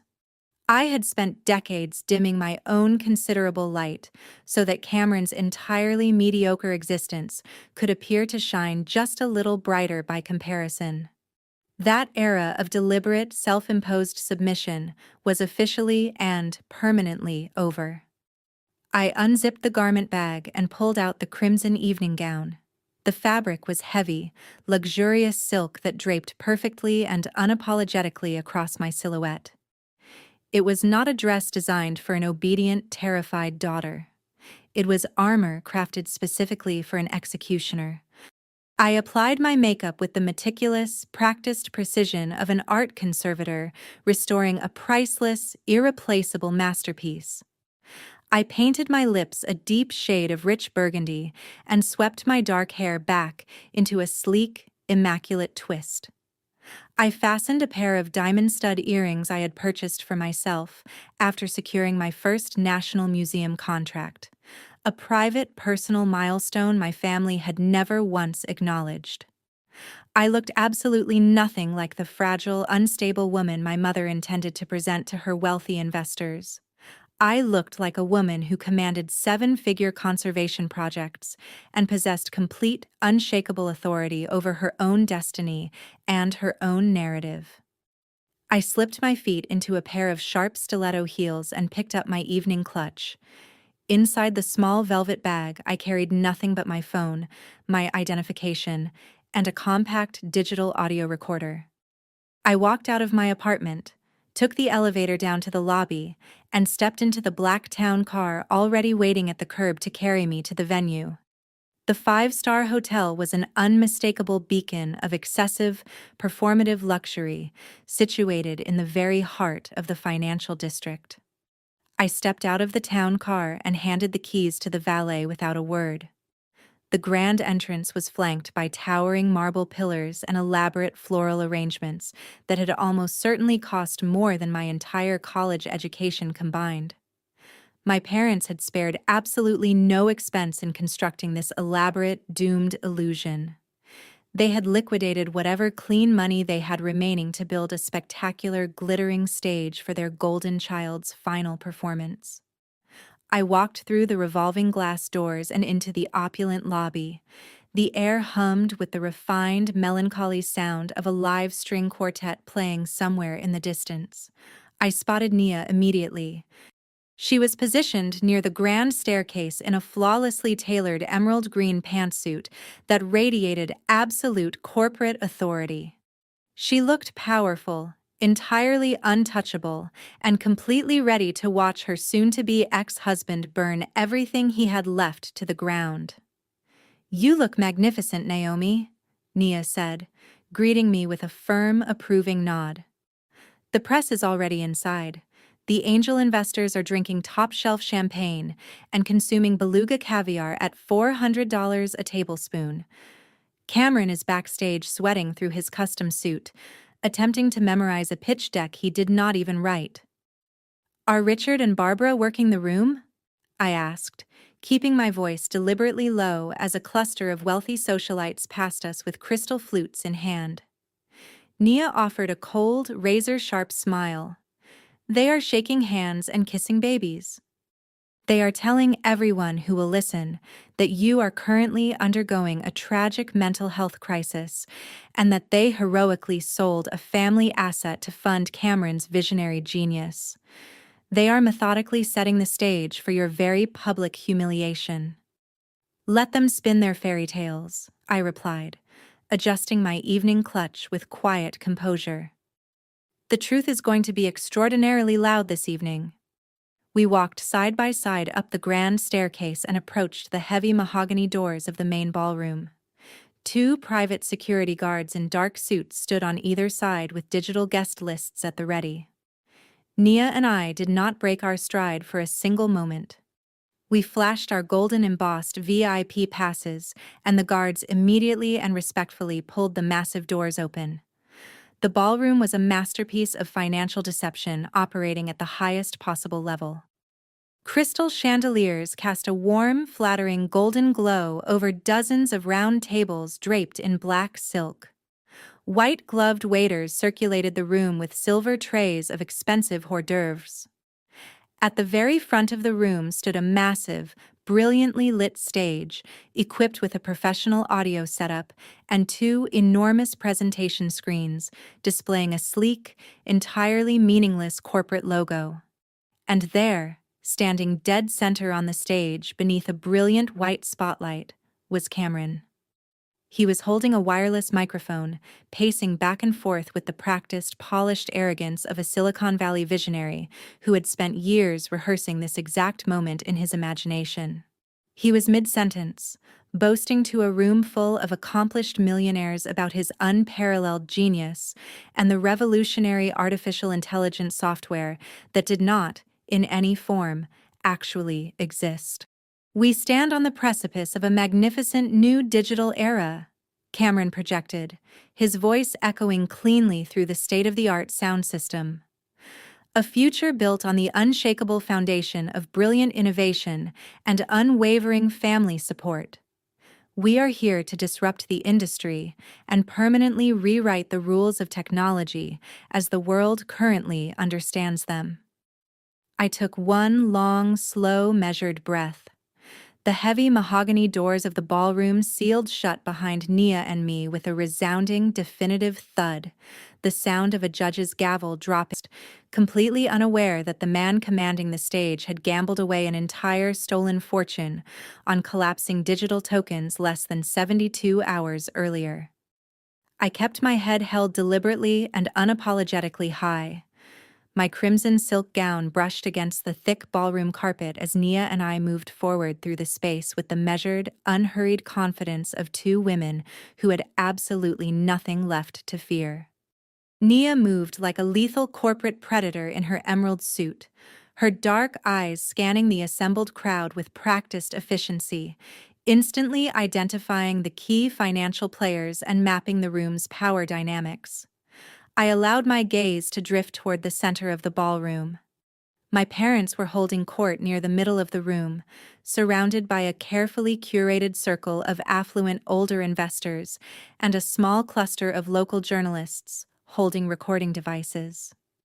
Barbara wore a dazzling diamond necklace that I knew for a certainty was purchased on a maxed-out credit card. She held a champagne flute with practiced elegance, pressing one manicured hand to her chest and playing the role of the long-suffering but fiercely proud matriarch with every ounce of skill she possessed.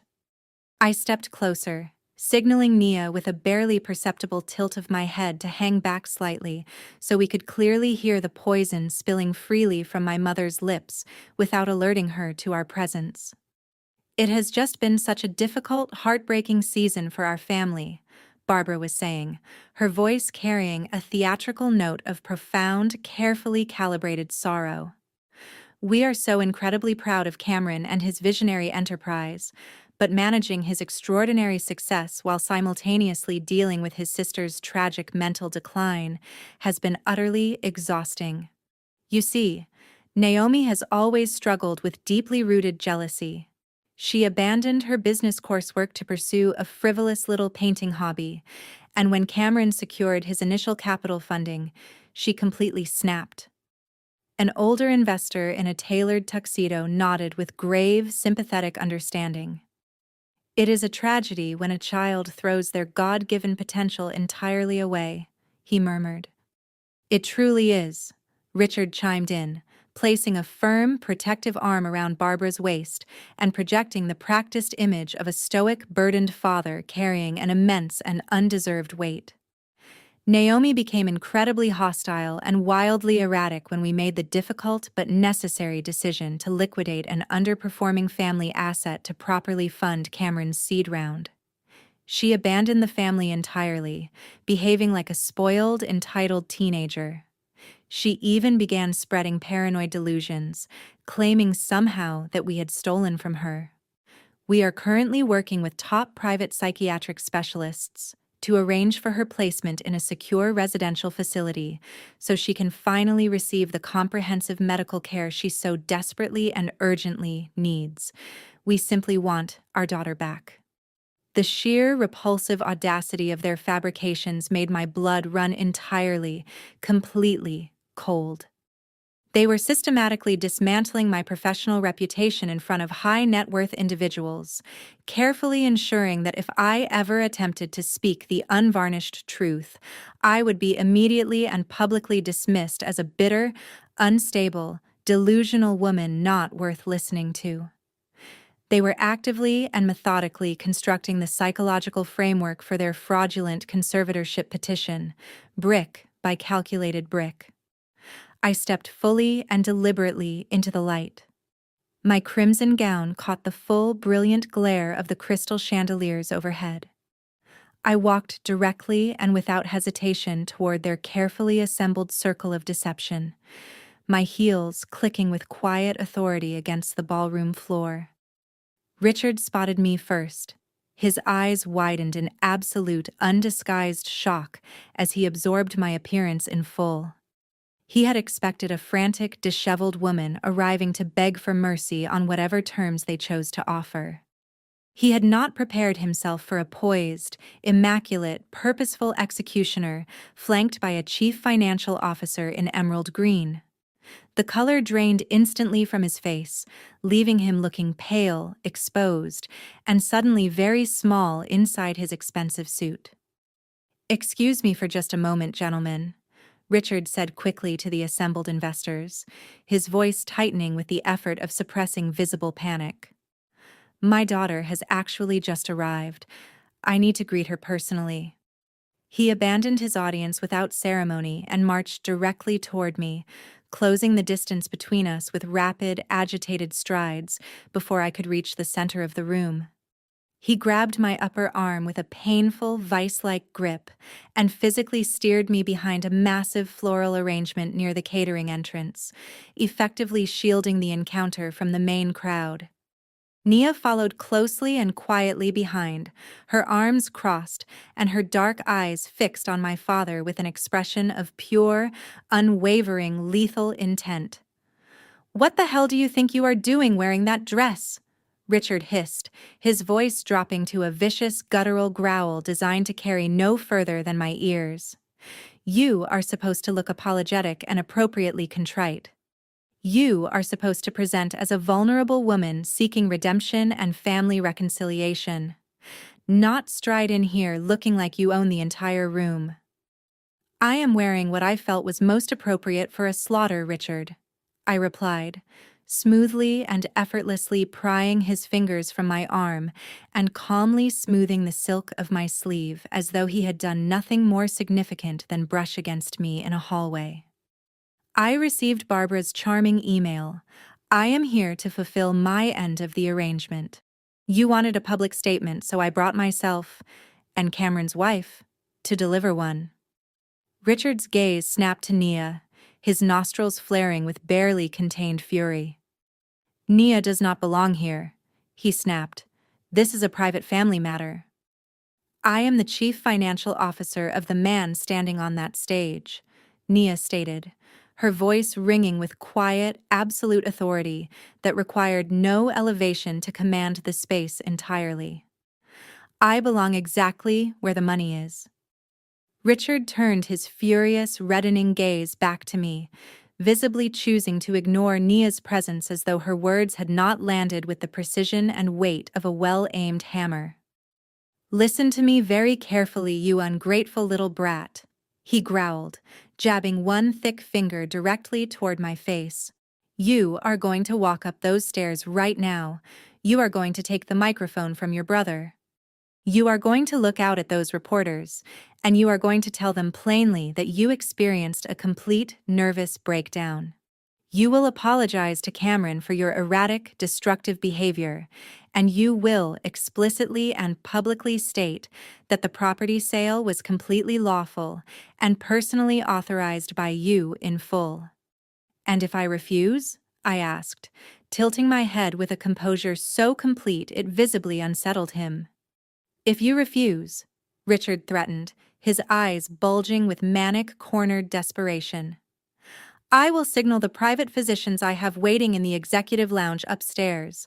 I will have you physically restrained, heavily sedated, and removed through the back service exit in an ambulance before you have the opportunity to speak a single word to anyone in that room. We have the forged medical records ready to file with a judge at dawn.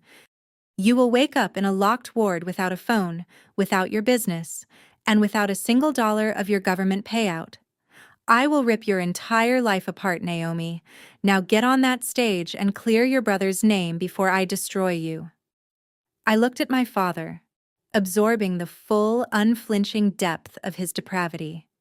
He was genuinely, unequivocally willing to lock his own perfectly sane daughter inside a psychiatric ward simply to conceal his federal crimes from the advancing authorities. He had weighed the cost of my freedom against his comfort, and he had made his choice without a moment of hesitation or regret. I did not show a single ounce of fear. "You are right, Father," I said, my voice perfectly calm and entirely devoid of hesitation. "It is time to clear the air. It is time for someone to take that microphone and tell these wealthy investors exactly what kind of business Cameron is actually running. I turned to Nia, offering her a sharp, knowing smile. Nia adjusted the lapels of her emerald suit with quiet, deliberate precision. Her eyes locked onto the brilliantly illuminated stage where her fraudulent husband was still babbling enthusiastically about the future of technology to a room full of people he intended to rob. "I believe the chief financial officer should have the floor first," I said. Nia did not even glance at my father. She simply stepped around him as though he were an entirely inconsequential piece of misplaced furniture. Her emerald green pantsuit commanded the entire room as she walked with a steady, measured, unhurried pace straight down the center aisle of the grand ballroom. I followed a few deliberate paces behind her, my crimson gown sweeping the thick carpet, my head held unapologetically high. Richard reached out to grab me again, but he stopped himself. The room was far too crowded with witnesses. Causing a physical altercation in front of the city's wealthiest elite would shatter his carefully constructed illusion of respectability far faster and far more permanently than any words I could ever speak. He was completely and exquisitely trapped inside his own prison of public perception. On the stage, Cameron was wiping a bead of nervous sweat from his forehead with the back of his hand. He was rambling about deep learning and neural networks, tossing out technical jargon he had clearly memorized phonetically from a tech blog the night before. He looked down toward the center aisle, and his eyes found his wife ascending the carpeted stairs. A look of profound, pathetic relief washed immediately across his face. He actually believed she was coming up to save him. He was completely, catastrophically convinced that Nia was ascending those stairs to stand loyally by his side, play the role of the devoted corporate spouse, and provide his grand charade with the credibility it so desperately lacked. The wealthy angel investors and members of the local press began to applaud. They assumed this was a carefully choreographed moment. The brilliant tech visionary joined on stage by his powerful, accomplished chief financial officer wife. It was the perfect Silicon Valley fairy tale playing out in real time before their eyes. Barbara, standing near the front row, clapped the loudest of anyone in the room, beaming with toxic, misplaced pride. She genuinely believed her extortion email had worked. She was utterly convinced she had won. Nia reached the center of the stage. Cameron smiled and extended his hand, expecting her to take it with the warm, practiced ease of a devoted partner. Nia ignored his outstretched hand entirely. She stepped cleanly past him without breaking stride and walked directly to the digital presentation podium. Before Cameron could even begin to register what was happening, Nia reached into the pocket of her emerald suit and produced a small silver encrypted flash drive. She slid it smoothly into the master console and tapped the touchscreen interface twice, overriding the hotel's audiovisual system with the calm efficiency of someone who had done this 1,000 times before. The massive glowing screens behind Cameron flickered dramatically. His sleek, meaningless corporate logo vanished instantly, as though it had never existed at all. In its place, a series of highly detailed, meticulously highlighted bank statements and wire transfer logs illuminated the entire ballroom in stark, unforgiving white light. The numbers were massive. They were printed entirely in red, indicating not growth or ambition, but catastrophic, deliberate, irreversible loss. Nia reached over and smoothly, effortlessly slipped the wireless microphone directly out of Cameron's hand. He was too stunned to offer any resistance whatsoever. He stood there blinking under the brutal stage lighting, staring at the financial documents projected behind him like a man watching his own execution begin in slow motion. "Good evening, investors, members of the press, and distinguished guests," Nia said, her voice echoing through the state-of-the-art sound system with absolute crystalline authority. "Thank you all for attending this incredibly lavish gathering. My name is Nia. I am a certified public accountant, a corporate finance executive, And as of 9 o'clock this morning, I am the soon-to-be ex-wife of the man standing next to me. A collective gasp rippled through the grand ballroom like a shockwave. The polite, enthusiastic applause died instantly, replaced by a sharp, heavy, almost physical silence. Barbara stopped clapping mid-motion, her hands freezing in the air. I am also speaking to you tonight in my formal capacity as the former chief financial officer of this so-called technology enterprise, Nia continued, pacing slowly and deliberately across the stage, owning every single inch of the space with complete and utter authority.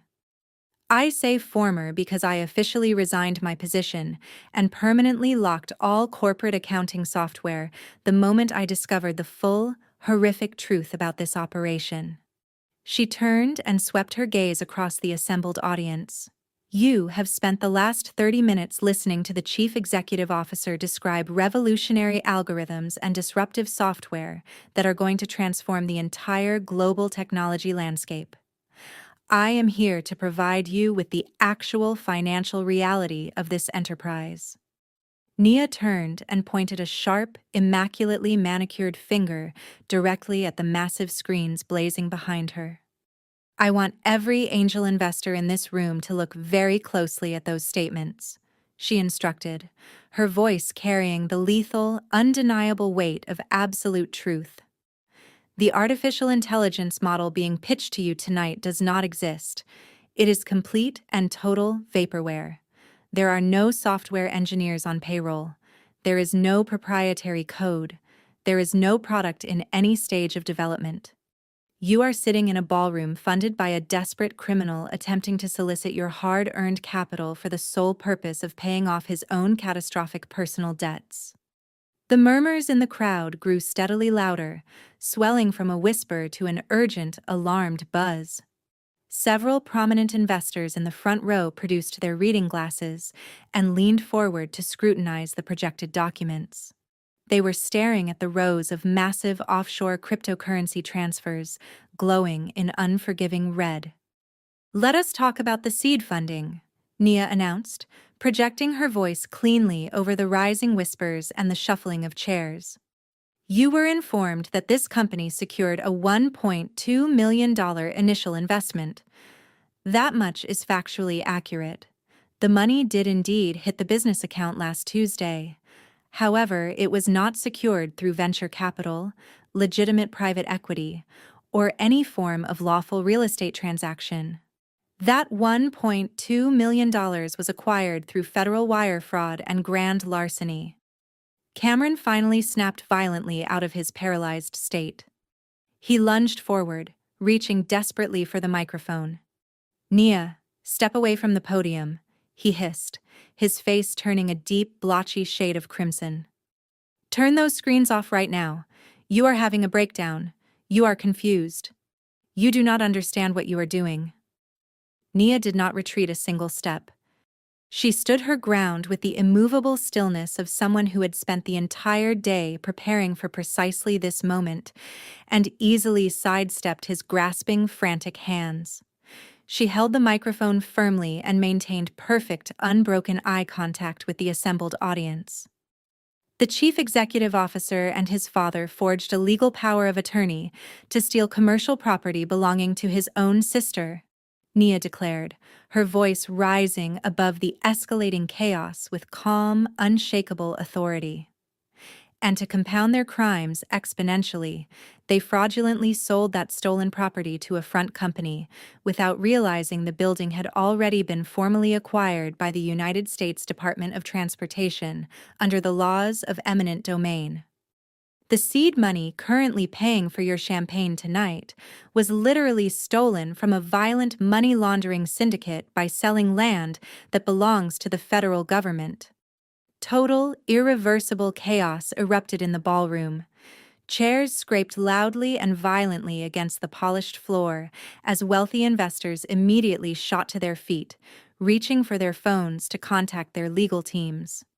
The journalists positioned in the back of the room began snapping photographs with frantic urgency, their camera flashes strobing across the panicked faces of the stampeding crowd, illuminating the spectacular collapse of my family's grand illusion in harsh, unforgiving light.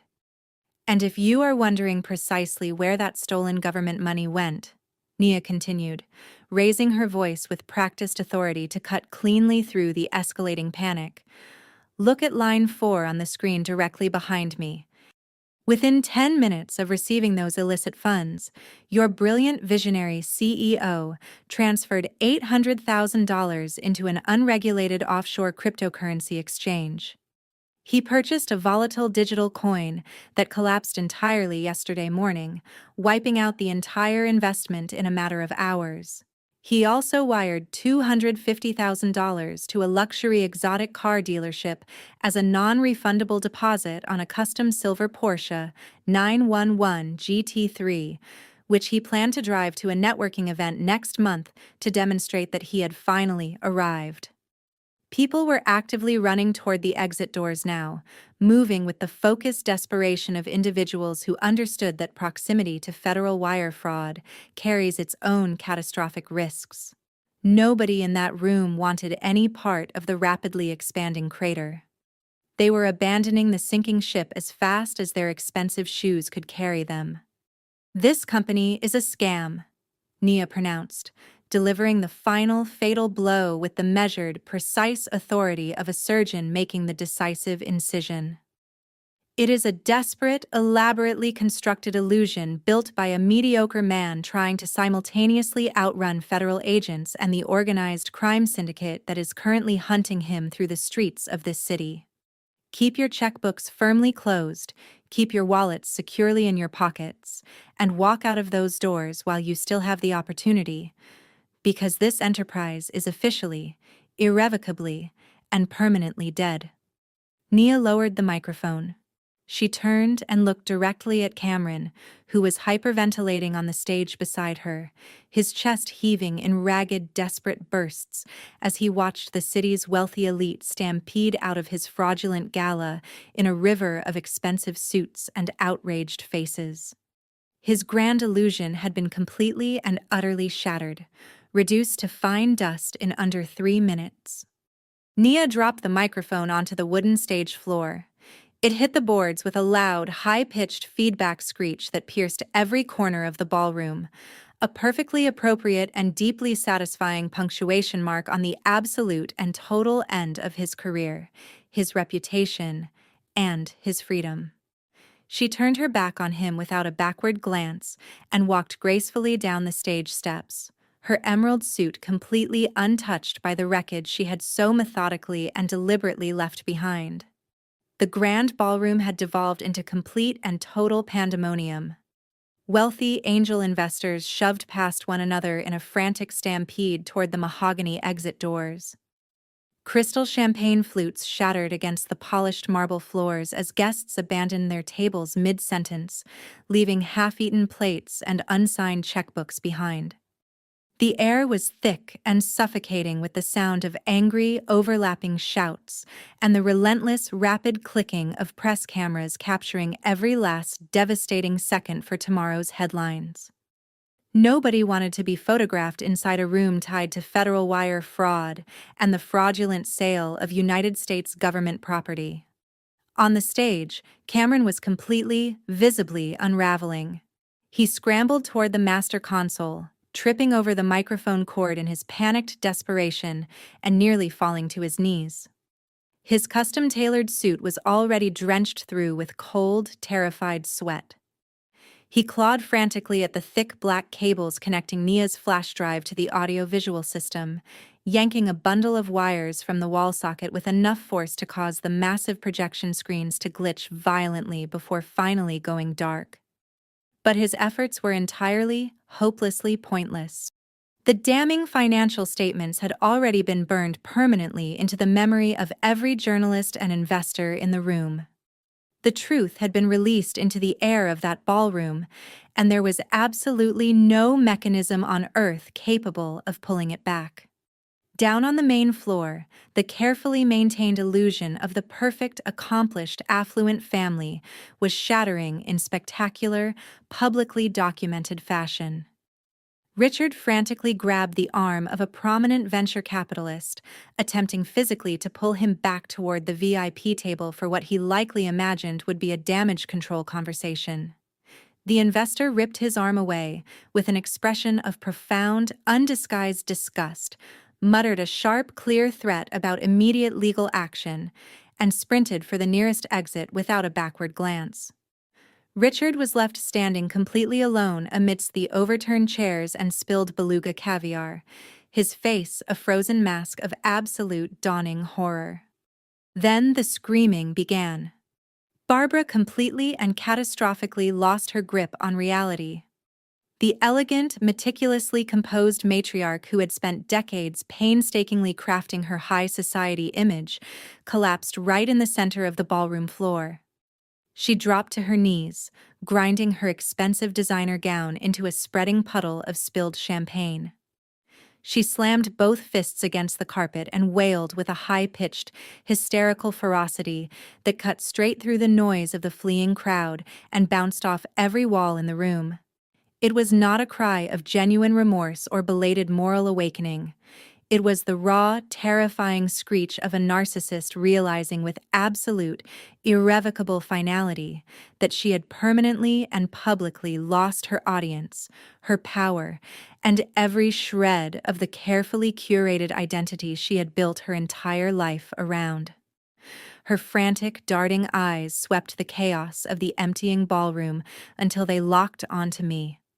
I was standing perfectly and deliberately still near the center aisle, my crimson silk gown completely untouched by the frantic stampede swirling around me like a storm around an unmovable stone. I did not flinch. I did not look away. I watched her world burn with absolute clinical detachment. Barbara scrambled to her feet and lunged directly toward me, her face contorted with a vicious, feral rage that had stripped away every last vestige of her polished exterior. She pointed a violently trembling finger directly at my chest. "You did this!" she shrieked, her voice cracking under the pure, undiluted weight of her own venom. "You planned this entire spectacle to ruin us. You are a demon, Naomi. You are an evil, vindictive monster slaughtering your own family. We gave you everything, and you destroyed your brother out of nothing but pure, pathetic spite." Richard rushed immediately to her side, nodding along with her unhinged accusations with the desperate, reflexive loyalty of a man who had run completely out of alternative strategies. He fixed me with an intense, furious glare that would have genuinely terrified a younger version of me standing in this same room. Now it simply looked pathetic. "You are sick," Richard growled, his voice trembling noticeably. "We tried to cover for your mental instability. We bent over backwards trying to protect you from yourself. And this is how you repay 3 decades of sacrifice. You are going to burn for tearing this family apart." I did not back away. I took one slow, deliberate step forward, closing the remaining distance between us. The journalists still present in the room immediately redirected their cameras toward our position, instinctively recognizing the final, definitive confrontation of the evening. I held my head high and projected an aura of absolute, completely unshakable authority. "I did not destroy this family, Barbara," I stated, my voice cutting through the remaining noise of the ballroom with the clean, effortless precision of a well-sharpened blade. "I simply stopped lying to protect it." I looked down at my mother, who was still shaking with the fury of someone who had run entirely out of weapons. Then I shifted my gaze slowly and deliberately to Richard, breathing heavily with his fists clenched uselessly at his sides. Finally, I looked past both of them to the stage, where Cameron was sitting on the bare wooden floor with his head buried in his trembling hands. "I did not force you to forge my signature on a legal power of attorney," I continued. enunciating every single word with precise, unhurried clarity so that every recorder and every camera in the room could capture it without distortion. I did not force Richard to bypass standard escrow protocols to execute a fraudulent real estate transaction with a criminal front company. And I certainly did not force Cameron to steal $1.2 million from a dangerous organized crime syndicate and gamble the entirety of it away on collapsing internet tokens. My parents stared at me, their mouths opened and closed without producing a single intelligible sound. They had arrived at the absolute end of their arsenal. The undeniable, documented, publicly witnessed truth was a complete and perfect defense against everything in their repertoire. "You did all of that entirely on your own," I said, my tone dropping to a lethal, frozen calm that carried further than any shout could have reached. "You committed federal crimes because you genuinely, arrogantly believed you were above the law. You risked my reputation and my freedom because you were equally certain I was too weak and too conditioned by your manipulation ever to fight back. You built a fragile empire constructed entirely from greed, performative arrogance, and breathtaking stupidity. Do not dare stand there and call me a monster simply because your own house of cards has finally, inevitably collapsed under its own impossible weight. You destroyed yourselves.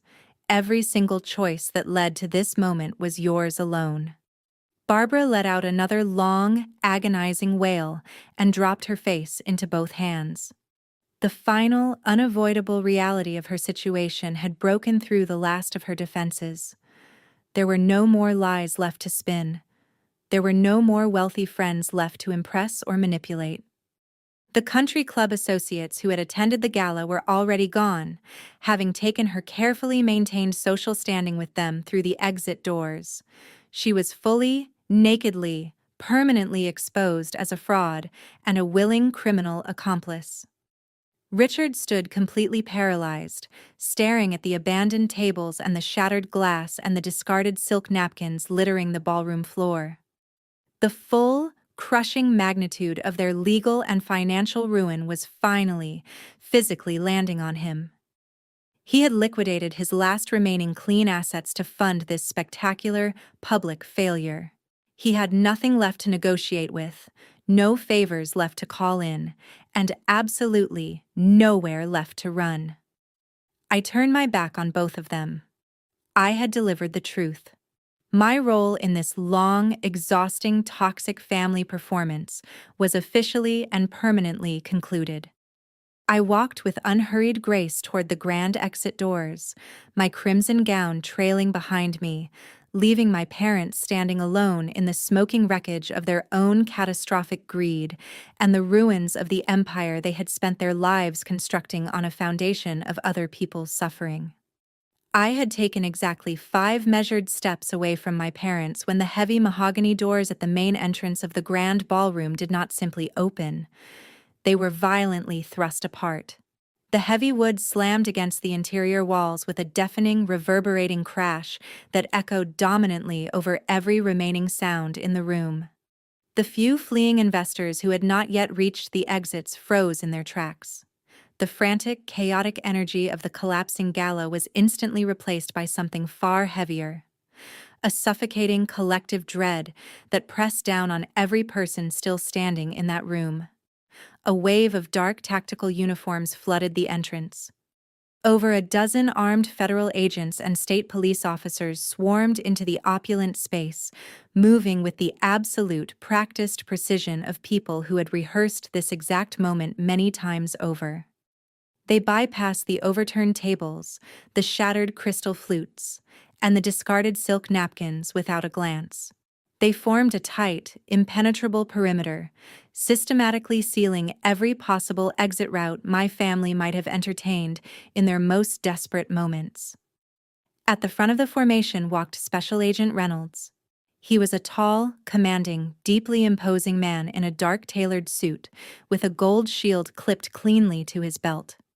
He did not look even remotely impressed by the crystal chandeliers or the towering, melting ice sculptures. He looked like a man who had been hunting something important for a very long time and had just, finally, found it exactly where he expected it to be. "Nobody move," Reynolds commanded, his voice projecting across every corner of the ballroom with the undeniable authority of a thunderclap rolling through an open valley. "Federal agents, this entire area is completely secured." Barbara let out a high-pitched, strangled gasp. She scrambled backward on her hands and knees, her ruined designer gown tangling around her legs, until the base of the heavy catering table stopped her retreat. Richard stood completely and utterly paralyzed. His hands fell limply and uselessly to his sides. The arrogant, chest-forward silverback gorilla posture he had maintained and weaponized for 62 years of his life vanished in a single, irreversible instant. What remained looked like a hollow, fragile, suddenly very old man wearing a very expensive suit. Agent Reynolds marched straight past me without a single glance in my direction.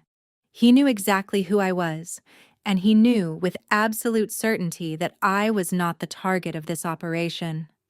He stopped directly and purposefully in front of my father.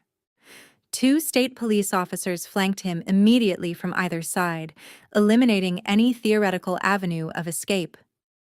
"Richard Anderson," Reynolds stated, his voice carrying the measured weight of someone who has delivered these words many times and never once doubted their necessity.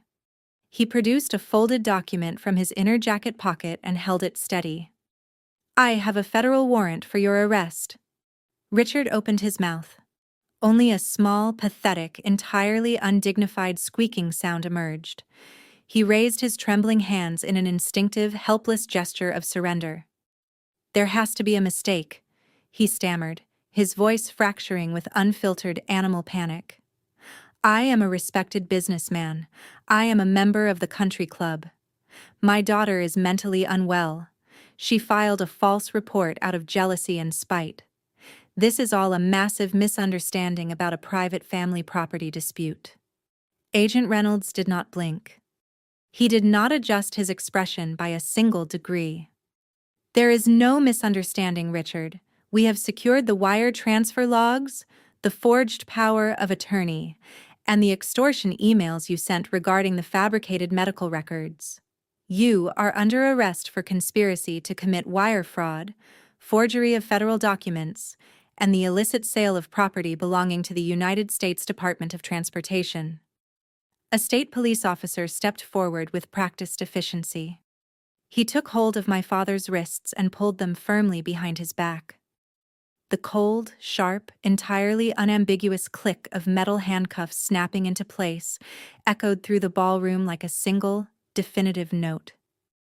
It was the sound of absolute finality, the sound of a man losing his entire constructed identity, his physical freedom, and the carefully maintained illusion of his high society existence in one single, breathtaking, irreversible second. Barbara screamed. It was not a plea for mercy. It was not an appeal to anyone's sympathy or sense of family loyalty. It was a raw, animalistic, deeply unhinged shriek of pure, unprocessed denial. She watched her husband being hauled efficiently away by armed federal officers, and she understood in that moment that the luxurious lifestyle she had consistently prioritized above her own daughter's dignity and freedom was officially, permanently, and completely dead. Agent Reynolds did not pause to offer her any comfort or acknowledgement. He turned his full attention to the brilliantly lit stage, where Cameron's fake artificial intelligence logo had long since been replaced by the irrefutable financial records Naya had projected for the entire room to witness. Cameron was still sitting on the bare wooden stage floor. He was weeping openly and without restraint, tears streaming freely down his face and ruining his immaculate, expensive grooming. He was hyperventilating in shallow, desperate gasps as Reynolds ascended the carpeted stairs with the unhurried pace of someone under absolutely no pressure. "Cameron Anderson," Reynolds announced, his voice carrying clearly through the stage microphones that had been left fully active. You are under arrest for grand larceny, money laundering, and defrauding the federal government of the United States. I did not know, Cameron sobbed, holding both hands up to shield his blotched face from the harsh stage lighting. I did not know the building belonged to the state. My dad told me the paperwork was completely clean. I just wanted to build a legitimate software company. I just needed the seed capital to hire my development team. I am the victim here. She set me up. My sister is trying to ruin my entire life because she has always been jealous of my potential. Save it for the federal judge, Reynolds replied, his expression entirely unmoved by the spectacle before him. We have the complete transaction records documenting your immediate transfers to offshore cryptocurrency exchanges and a luxury exotic auto dealership. You laundered stolen government funds to purchase a custom sports car. You have the right to remain silent. Anything you say can and will be used against you in a court of law. You have the right to an attorney. 2 federal agents moved to either side of Cameron and hauled him efficiently to his feet. He offered no resistance of any kind. His legs gave out entirely beneath him, and the agents were essentially required to support his weight as they guided him toward the stairs. Another sharp metallic click rang cleanly through the room. The golden child was securely handcuffed, his wrists bound tightly behind his back. The custom-tailored designer suit he had purchased specifically to project the persona of a tech industry billionaire was now the outfit he would wear to his first federal booking photograph. I stood near the center aisle with my breathing completely steady and my posture absolutely straight. I watched the agents escort my father and my brother across the ballroom floor. They walked directly past me, no more than 3 feet away. Richard kept his head down, staring fixedly at the ruined carpet, his face burning with a shame so complete and so total it had rendered him physically smaller. Cameron was still openly weeping, begging the officers in fragmented, incoherent sentences to call his lawyer, to give him one final opportunity to correct the situation, to understand that he had never intended for any of this to happen. I did not offer either of them a single word of comfort, condolence, or cruelty.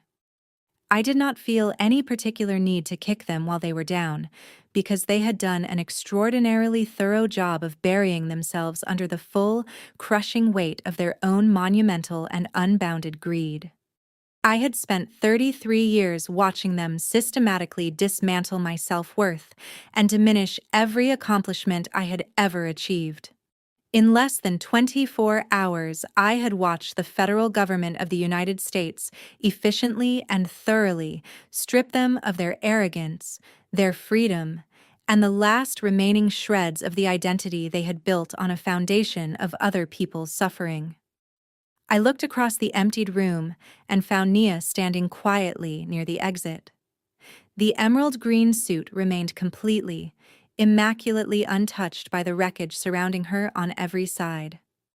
She met my gaze and gave a single, firm nod of mutual, absolute respect.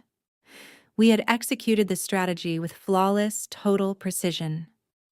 The parasites and their willing enablers had been permanently and irrevocably excised from our lives. I turned my back on the stage and the sobbing, diminished remnants of my biological family without ceremony. I walked toward the open mahogany doors with my head held high and my crimson silk gown flowing smoothly behind me. I stepped out into the hotel lobby and moved directly through the revolving glass doors without breaking stride. I stepped out into the cool, crisp night air. The street was lined with federal vehicles, their red and blue emergency lights painting the entire city block in vibrant, rhythmic flashes of color that reflected off the glass towers above. I did not look back. I simply walked away, leaving the wreckage entirely and permanently behind me.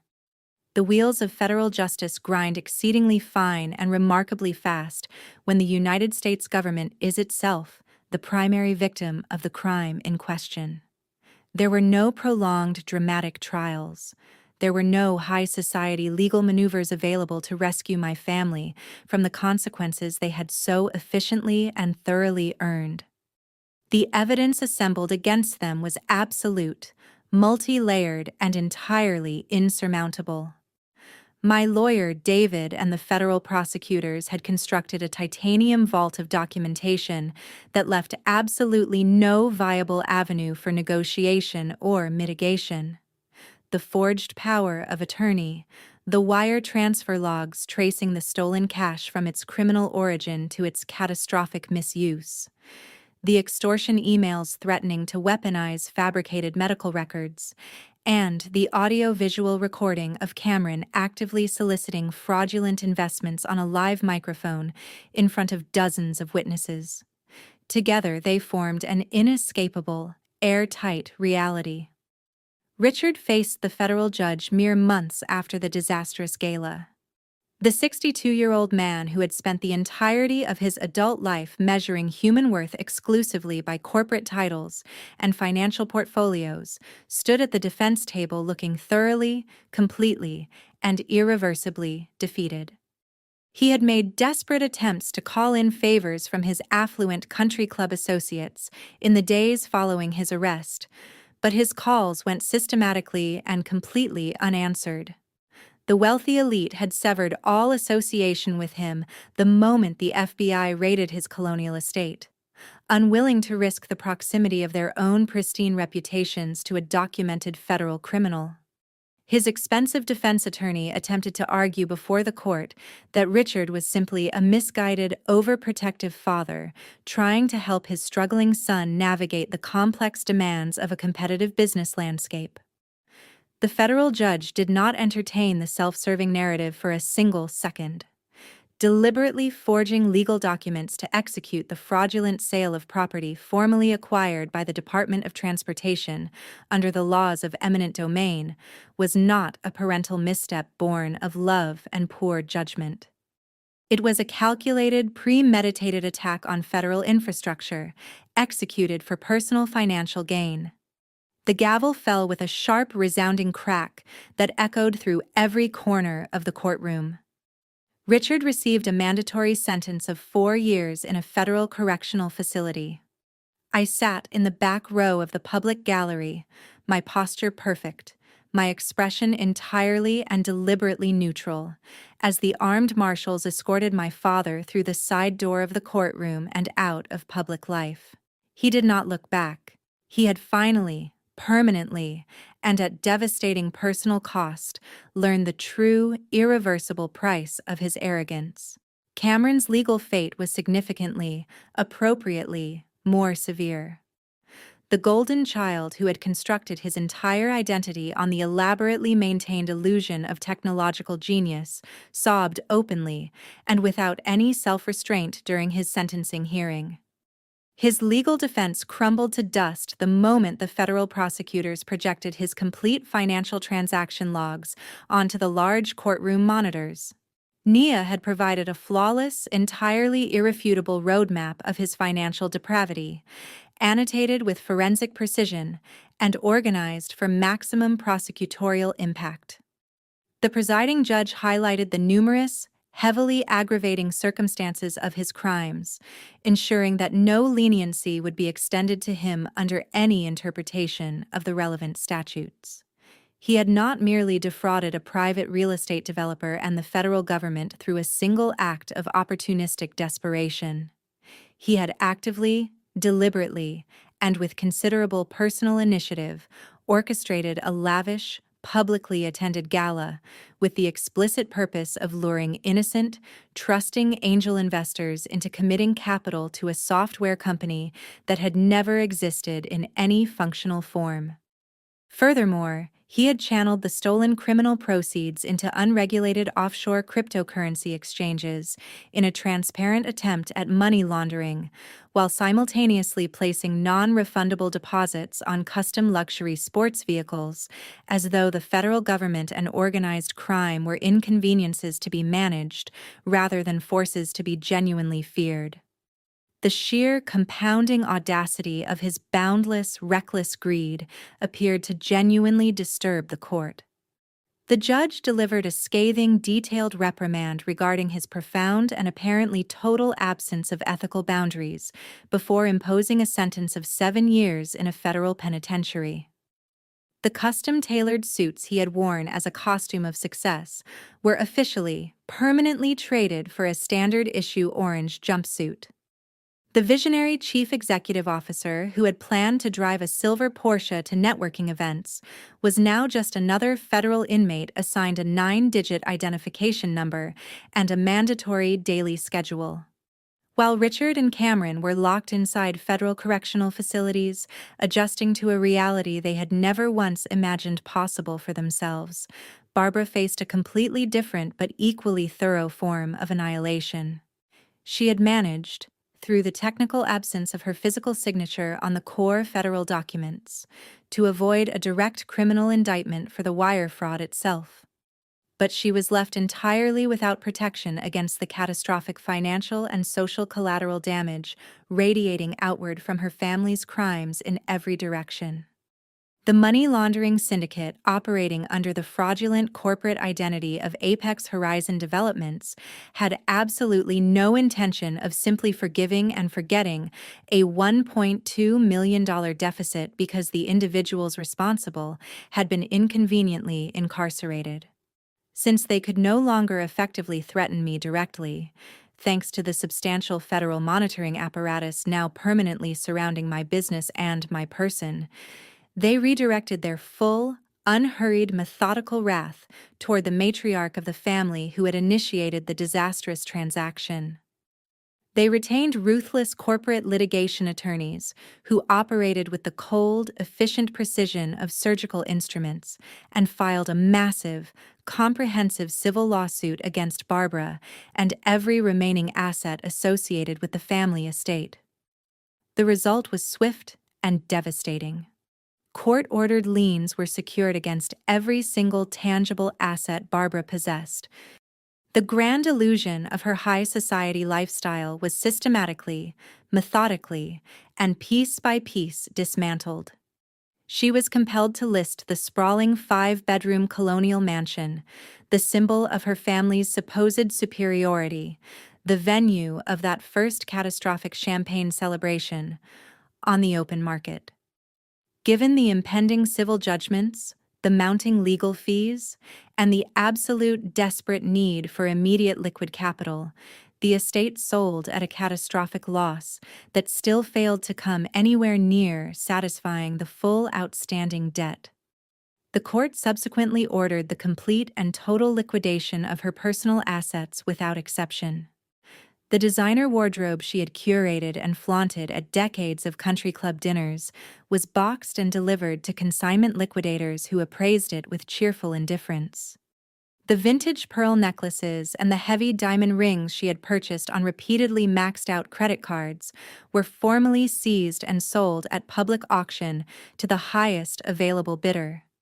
The luxury vehicles that had lined the colonial driveway as monuments to perceived status were repossessed by the lending institutions that had financed them. Every single tangible marker of her constructed superiority was efficiently and permanently stripped away, exposing the hollow, indebted, deeply ordinary reality that had always existed beneath the performance. She was left standing alone in the complete ruins of her own toxic ambition. With no savings, no property, no intact social network, and a substantial remaining debt judgment hanging over her like a permanent storm, Barbara had absolutely no viable option but to formally declare total personal bankruptcy. The woman who had stood in her formal dining room and called me a useless failure while sipping vintage wine, the woman who had coldly threatened to have me institutionalized with fabricated psychiatric records in order to seize my $5 million government payout, was now entirely, completely, and irreversibly destitute. She was compelled to pack her remaining meager possessions into inexpensive cardboard boxes and move into a small, run-down apartment in an undesirable neighborhood on the outskirts of the city, a world away from the pristine colonial streets she had once surveyed with such proprietorial satisfaction. Her wealthy friends had blacklisted her unanimously, ignoring her calls without exception, and physically crossing the street to avoid any possibility of acknowledgement when their paths intersected. Her husband and her golden child were secured in federal correctional facilities, entirely incapable of providing a single cent of financial or emotional support. She was completely, utterly, and permanently alone with the consequences of choices she had made over the course of 3 deliberate decades. The spectacular, carefully constructed empire of lies she had spent her life building with such exhausting, relentless dedication had been reduced to worthless ash. The justice system and the unforgiving mathematics of financial reality that she had so arrogantly dismissed as concerns that applied to other, lesser people had delivered their ultimate and entirely unavoidable verdict. The rain lashed against the floor-to-ceiling windows of my new private conservation laboratory with a clean, rhythmic insistence that I had come to find deeply calming. The space was a substantial and deeply satisfying upgrade from my old studio, flooded with carefully filtered natural light, equipped with state-of-the-art climate control systems that maintain temperature and humidity within margins measured in fractions of a percentage point. I was meticulously cleaning the surface of a 17th-century oil painting using a precisely calibrated specialized solvent when my secure private cell phone vibrated against the polished metal workbench. The digital screen displayed an unknown restricted number. My legal counsel had explicitly and repeatedly advised me to ignore all unverified inbound communications in the weeks following the highly publicized federal sentencing of my father and brother. However, some strange, deeply ingrained intuition that I had learned over 33 years to trust without question compelled me to slide my finger across the glass screen. I lifted the device to my ear and deliberately chose to remain completely silent. I let the open line hang in the empty air between us. A ragged, wet intake of breath echoed through the small speaker. It was a sound that had been entirely stripped of all former arrogance, all country club pretension, all manufactured maternal authority. It was the raw, unfiltered, unpolished sound of total and absolute desperation with nowhere left to go. "Naomi, please do not hang up."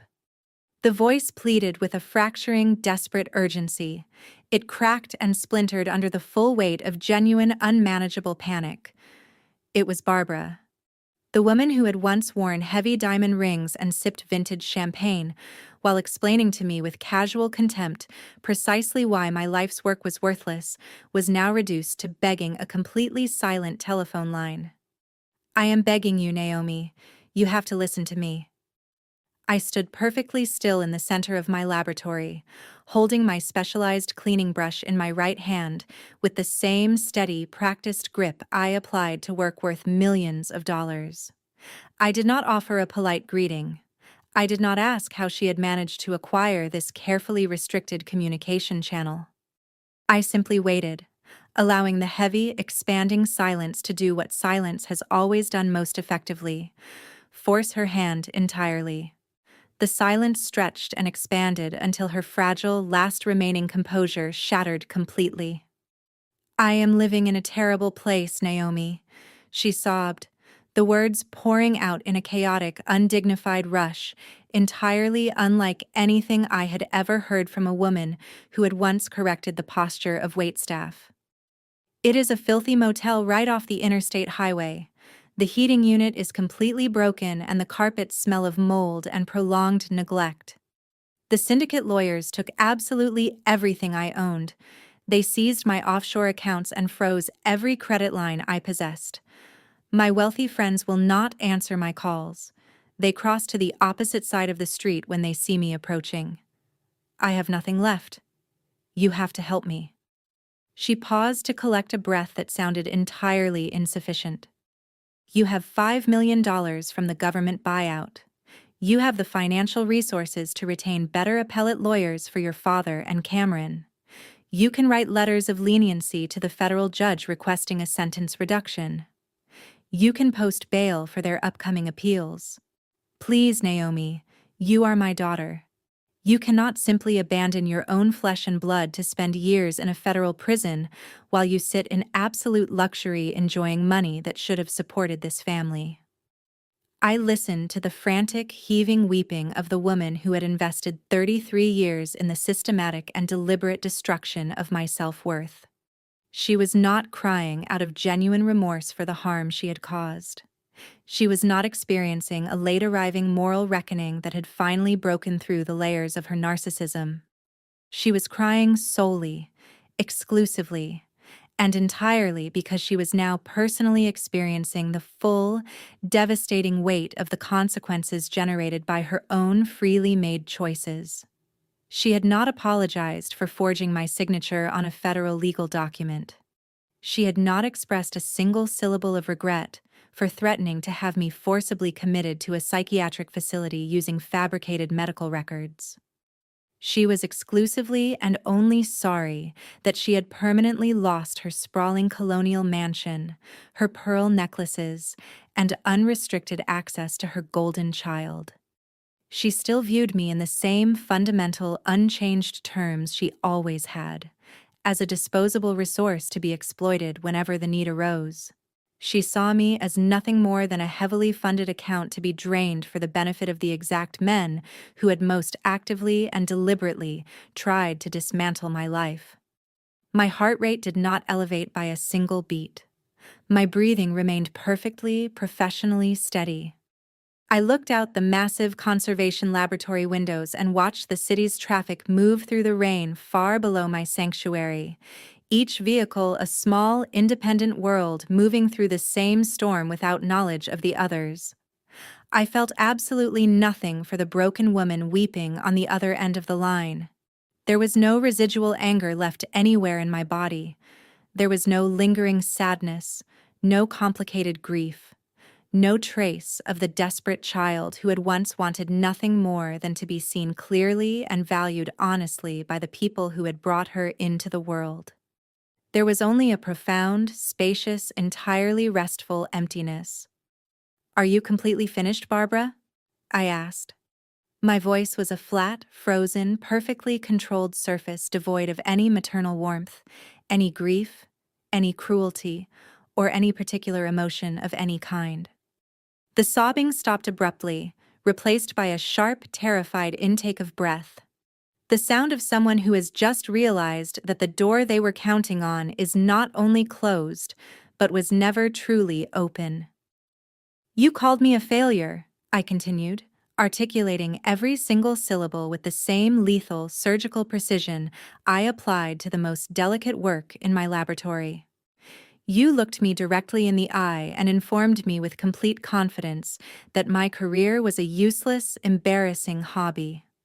When you stole my property to fund Cameron's fraudulent artificial intelligence illusion, you justified your theft with a very specific and memorable piece of logic. You looked at me while drinking expensive wine in your formal dining room, and you explained that starting a real business is a very big deal, that it is not a game." I let the words sit in the silence between us for a long, deliberate moment. "Well, Barbara, paying the full, unavoidable, legally mandated price for your own federal crimes is also a very big deal. It is not a game either. Enjoy your new reality. Have a good life." I did not wait for her to scream. I did not wait to absorb another volley of toxic accusations or another desperate, manipulative appeal to the blood connection that had never protected me from anything. I pressed the red button and ended the call. Permanently and completely and without a single moment of doubt. The line went dead, severing with quiet finality the last toxic thread that had bound me to my biological family. I placed the phone down on my heavy wooden workbench and looked at my hands. They were perfectly steady. I felt a massive, suffocating, decades-old weight permanently and irrevocably lift from my shoulders in the same moment. The kind of weight you carry for so long that you stop noticing it until the instant it is finally, truly gone. I opened my laptop without ceremony and initiated a complete digital purge. I contacted my telecommunications provider and requested an immediate permanent change to both my personal and business phone numbers. I explicitly directed them to block all incoming traffic from any unregistered or unverified contacts going forward. I emailed my building security team and updated the strict no-entry list, adding Barbara's name directly alongside Richard's and Cameron's. I instructed my legal team to automatically shred and return to sender any physical mail originating from state or federal correctional facilities or from Barbara's known address. I built an impenetrable, carefully maintained steel fortress around my peace of mind, and I sealed every entrance with the same meticulous attention I brought to the most demanding conservation work in my portfolio. There would be no more desperate phone calls from cheap interstate motels. There would be no tear-stained letters begging for legal salvation or financial rescue. There would be no ambushes, no emotional appeals calibrated to exploit the parts of me that had once needed their approval to feel whole. The door was permanently locked. The family that had spent 3 decades attempting to bury me had effectively ceased to exist in my universe. They were relegated entirely to the past, buried in the deep, smoldering rubble of their own catastrophic greed and their absolutely limitless arrogance. I turned my attention back to the damaged Renaissance canvas resting on my easel. The restoration process required absolute focus and a perfectly steady hand. My hands were perfectly steady. The legal severance of Nia from my biological family was an absolute masterclass in simultaneous corporate and judicial efficiency, executed with the decisive speed of someone who had been mentally preparing for this exact moment for years without fully acknowledging it. While Cameron sat in a federal holding facility awaiting his assignment to a permanent cell block, Nia stood in a pristine downtown courthouse and officially dissolved the marriage without ceremony or sentiment. The divorce proceedings were swift and entirely brutal for the incarcerated tech visionary who had never once prioritized anything that truly mattered. Because Nia had possessed the extraordinary professional foresight to freeze all their legitimate joint financial accounts on the very morning the federal wire fraud was exposed, before Cameron could act on any of his increasingly desperate instincts, the presiding judge granted her absolute, uncontested control over her entire personal financial portfolio. Cameron had attempted from behind bars to argue his legal entitlement to half of her corporate investment assets and to the full equity in their shared luxury high-rise apartment. The judge examined his federal indictments, his massive outstanding debts to a violent organized crime syndicate, and his catastrophic misuse of stolen government funds. The ruling was immediate and entirely irrevocable. Nia walked out of that courthouse with every single cent of her clean, independently earned, meticulously protected wealth completely intact. She did not surrender a fraction of a percentage point to the man who had tried to build a fraudulent empire on the foundation of her financial stability and professional reputation. She had severed the dead weight with the calm, precise, dispassionate efficiency of a surgeon amputating a gangrenous limb before the infection could spread any further. Nia did not merely survive the catastrophic implosion of my family and the complete destruction of the life she had built alongside Cameron. She did what only the most strategically gifted and deeply resilient individuals are capable of doing in the aftermath of an absolute disaster. She weaponized the entire experience and transformed it into the foundation of an entirely new empire of her own design. She formally resigned her highly lucrative position as chief financial officer at the major corporation, where she had built her reputation over many disciplined, demanding years.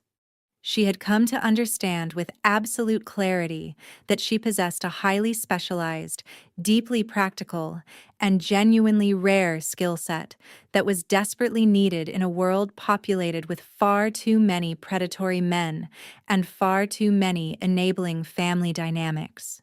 Using her untouched, legally protected personal capital, Nia launched a boutique financial consulting firm in the heart of the financial district.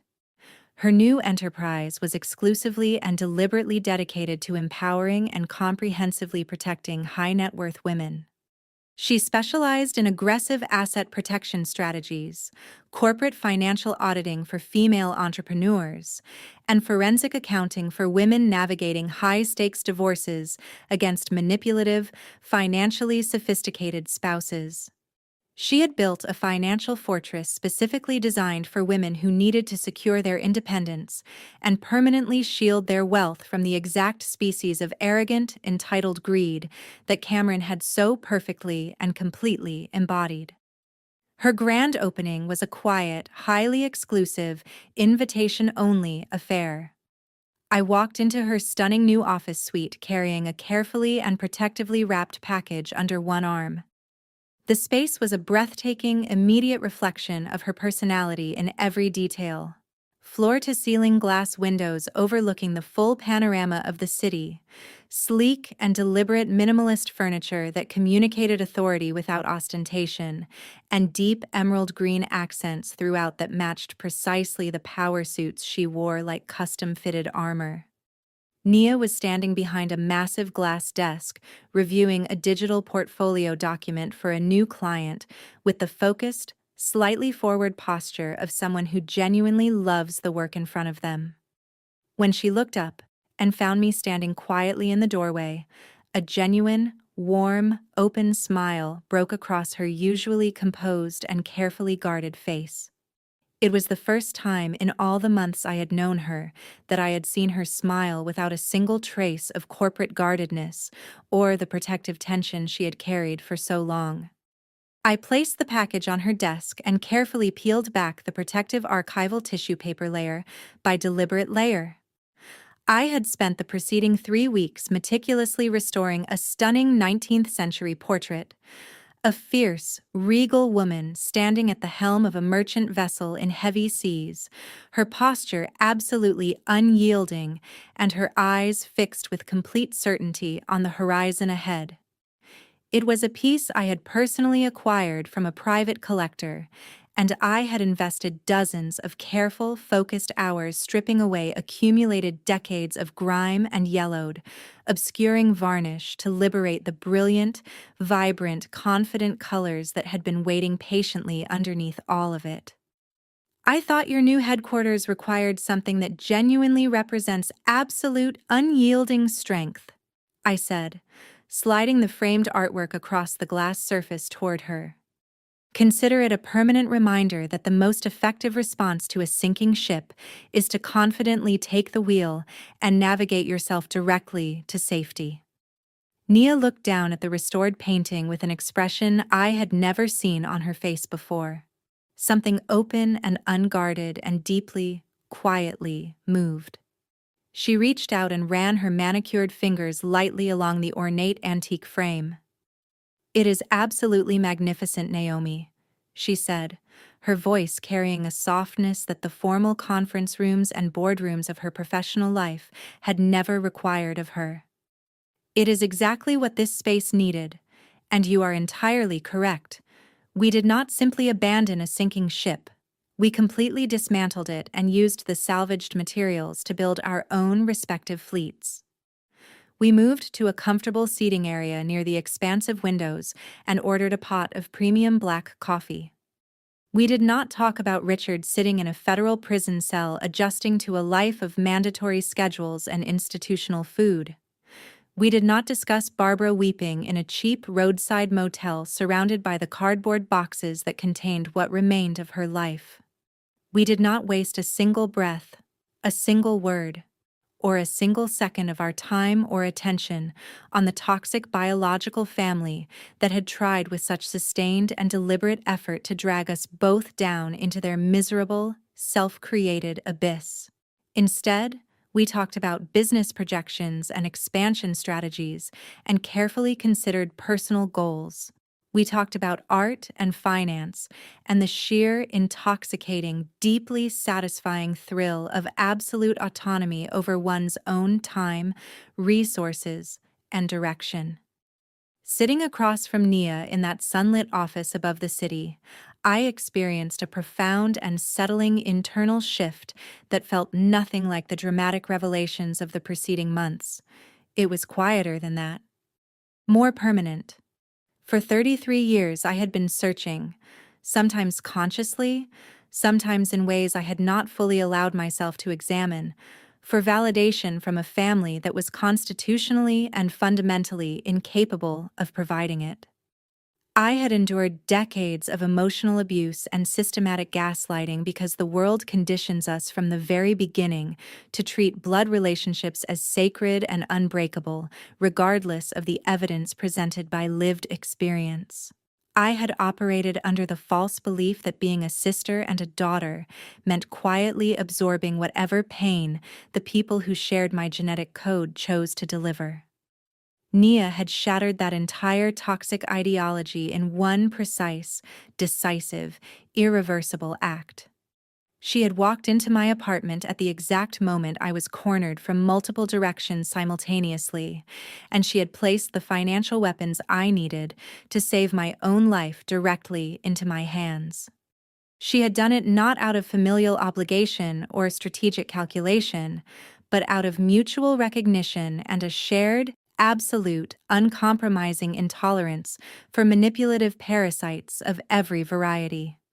As we mapped out our respective futures over good coffee in a room flooded with city light, I understood something I had been approaching for a long time without quite arriving. I had not lost a family. I had shed a heavy, suffocating, decades-old burden that had never truly been a family in any meaningful sense of the word.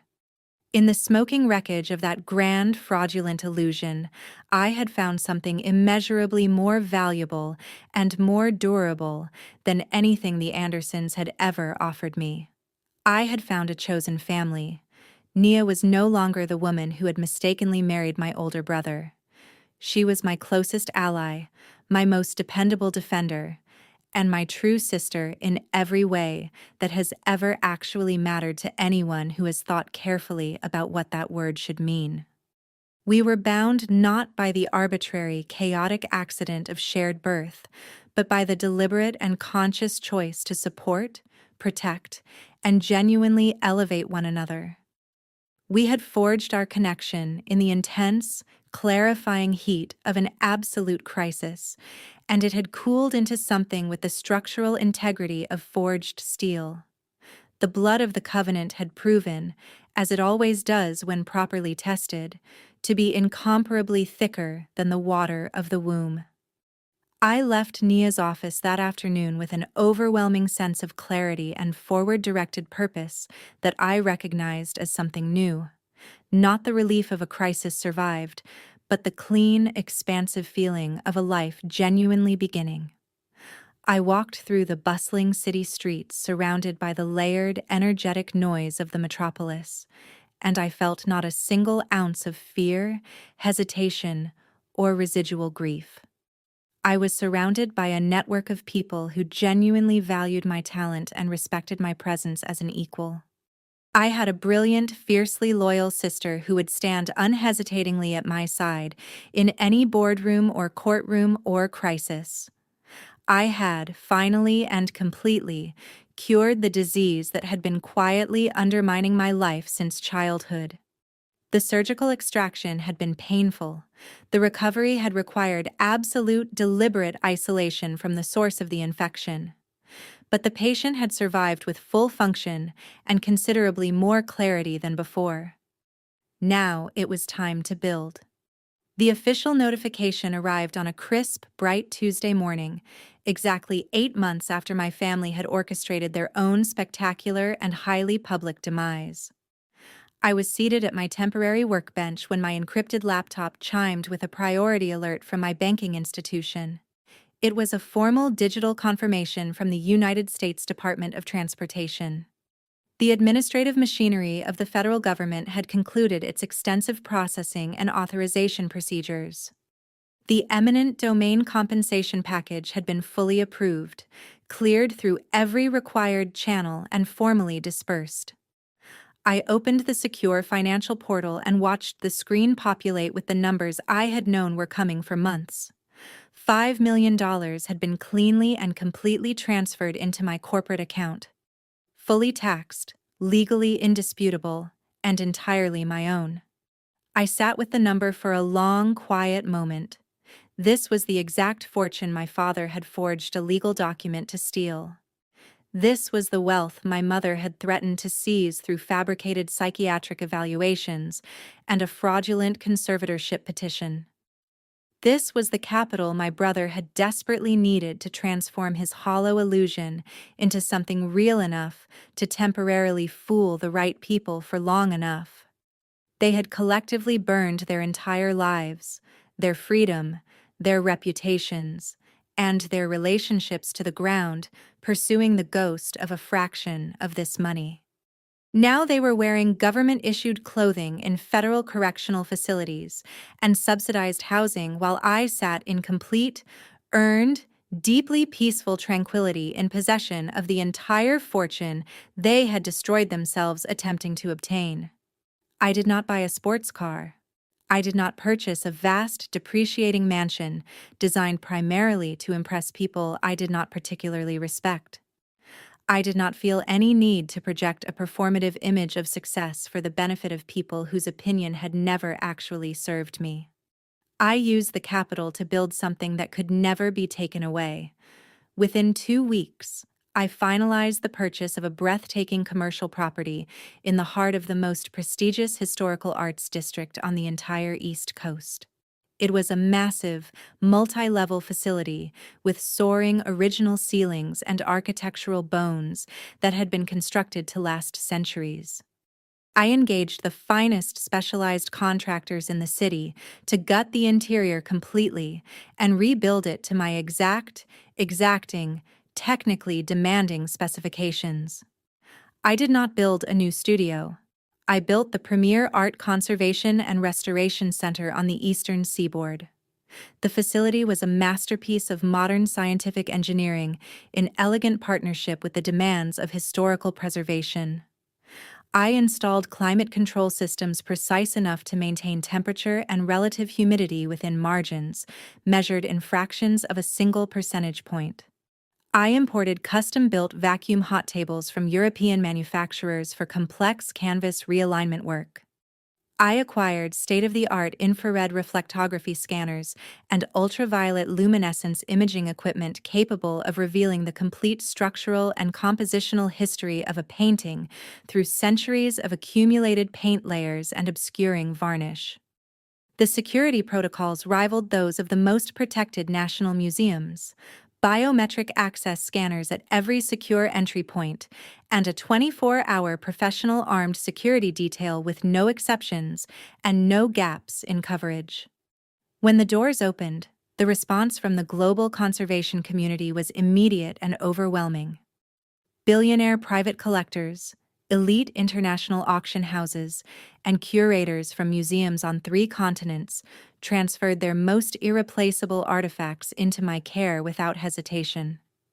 They did not concern themselves with the malicious internet rumors my brother had briefly and unsuccessfully attempted to propagate. They cared about the unmatched quality of my work, the absolute security of my facility, and the unbroken chain of professional trust I had spent a decade building through consistently excellent results. My client waiting list expanded from 6 months to 2 full years within the first week of operation. I hired a team of brilliant, dedicated, deeply skilled assistant conservators to manage the extraordinary influx of restoration contracts alongside me. I was no longer a solitary professional working in a rented warehouse. I was the chief executive of a thriving, internationally respected enterprise, generating substantial wealth while actively preserving humanity's most irreplaceable cultural heritage. I was building exactly the kind of life and legacy that the people who had called my work a coloring book project were now entirely and permanently incapable of touching from behind the walls of their federal assignments.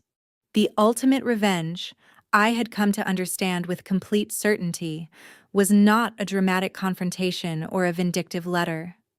It was the simple, daily, compounding reality of existing in a dimension of success and peace and purpose that they could never access, never diminish, and never again threaten. They had demanded that I be realistic. I had been more realistic than they could have imagined.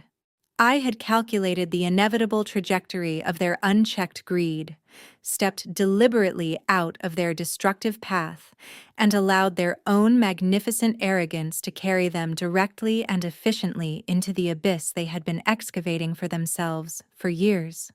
It was a bright, beautifully clear Friday morning when I finally allowed myself a full, unhurried moment to absorb the complete magnitude of what I had built. I walked into my private executive laboratory on the top floor of the Conservation Center. The space was magnificent in the most functional, purposeful, deeply satisfying sense of the word. Floor-to-ceiling windows wrapping the entire room, fitted with precision-calibrated transparent films that filtered out every damaging wavelength of ultraviolet light, while flooding the space with warm, clean, working light. The morning sun poured through the glass and bathed the pristine floors and the heavy steel workbenches in a gold that felt entirely earned. I walked to my professional espresso machine and brewed a fresh double shot with the unhurried attention of someone who has nowhere else to be and nothing more urgent to accomplish. The rich, dark aroma of perfectly roasted coffee beans mingled with the faint, clean chemical scent of natural pine resin and laboratory-grade purified solvents. It was the scent of my independence, the aroma of complete and total authority over my own time, my own work, and my own extraordinary life. I held the warm ceramic cup in my hand and walked to the heavy wooden easel positioned in the center of the morning light. Resting on it was a newly acquired 17th century masterpiece, a portrait of a woman standing tall and entirely composed amidst a violent, raging storm, her posture unbroken, her eyes fixed with unwavering certainty on a horizon that only she could see clearly from where she stood. The canvas was heavily damaged by centuries of accumulated neglect, covered in layers of darkened, yellowed grime and a network of fine, aggressive microfractures that spoke of long exposure to hostile conditions. Most people who looked at it would see only a ruined, functionally worthless piece of ancient fabric. But I did not see a ruined canvas. I saw the vibrant, brilliant, confident colors that had been waiting with perfect patience beneath the darkness for someone with the knowledge and the steadiness and the love for the work to liberate them. I saw the absolute, unmistakable potential hidden beneath the accumulated damage of time and neglect and inadequate care. I took a slow, deeply satisfying sip of my espresso. I looked around my sprawling, multi-million-dollar laboratory. I listened to the quiet, precise hum of the climate control systems maintaining their invisible, essential work, and the distant, muffled sounds of my team expertly managing the thriving enterprise I had built from a single clear vision and an absolute refusal to accept the diminished version of myself that my family had required. I was 33 years old. I was entirely, permanently, and joyfully free of the toxic, suffocating weight of a biologically inherited nightmare that had never been my fault and had never reflected my actual worth. I had a brilliant, fiercely loyal sister in Nia, who was building her own financial consulting empire across the city with the same focused, purposeful energy she brought to everything she did. I had wealth and international professional respect, and a foundation built on work that was genuinely mine, earned through years of skill and discipline and love for something real. I set my espresso cup down on a nearby metal tray and gently, with practiced care, picked up a specialized cleaning swab. I looked at the fierce, unbroken woman painted on the canvas before me.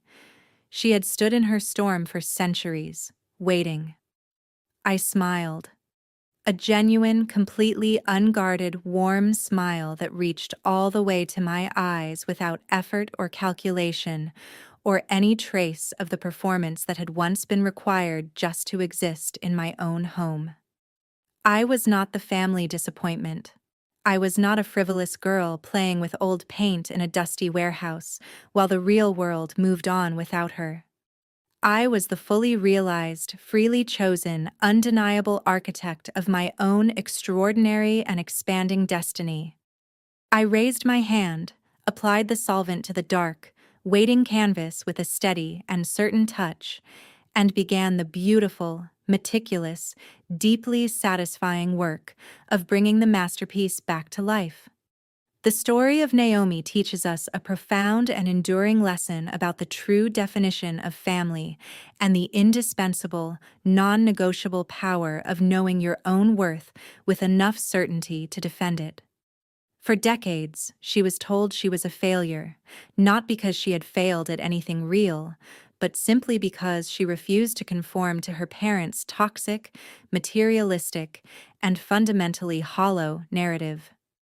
They weaponized the accident of shared blood to demand her unconditional loyalty, while simultaneously stealing her livelihood and her professional security to fund the golden child they had chosen to worship in her place. But her journey proves, with the clarity of documented evidence, that biology does not grant anyone a free pass to exploit or abuse you. It never has. True family is not determined by the random circumstance of shared birth. It is built deliberately, consciously, and repeatedly through mutual respect, genuine support in times of actual need, and values that align around something real.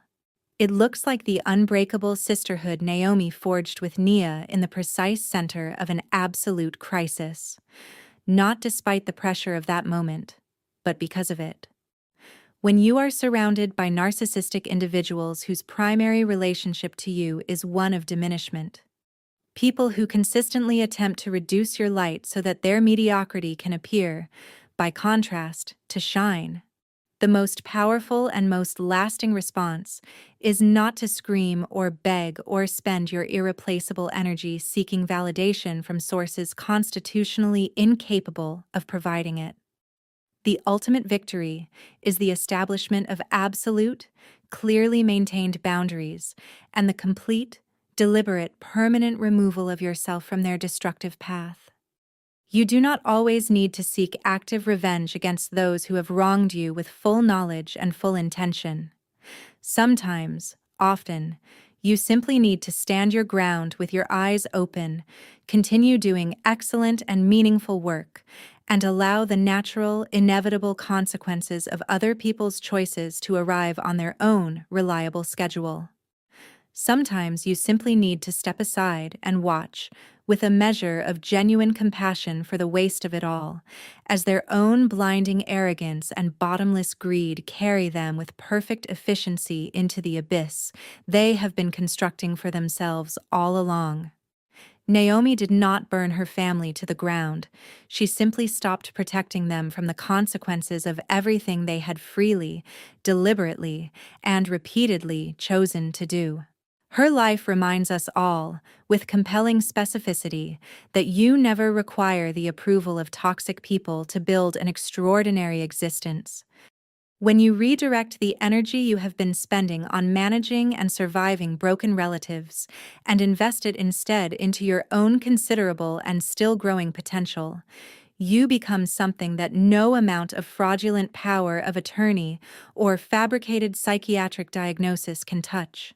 Your success, your hard-won inner peace, and your absolute and daily expanding independence will always be the most eloquent, the most enduring, and ultimately the most devastating response to anyone who ever dared, with whatever confidence and whatever cruelty, to call you a disappointment. If you have ever had to walk away from toxic family members in order to protect your own peace, your own work, and your own extraordinary future, share your story in the comments below. And do not forget to subscribe for more journeys of survival, resilience, and the kind of success that no one can take away from you.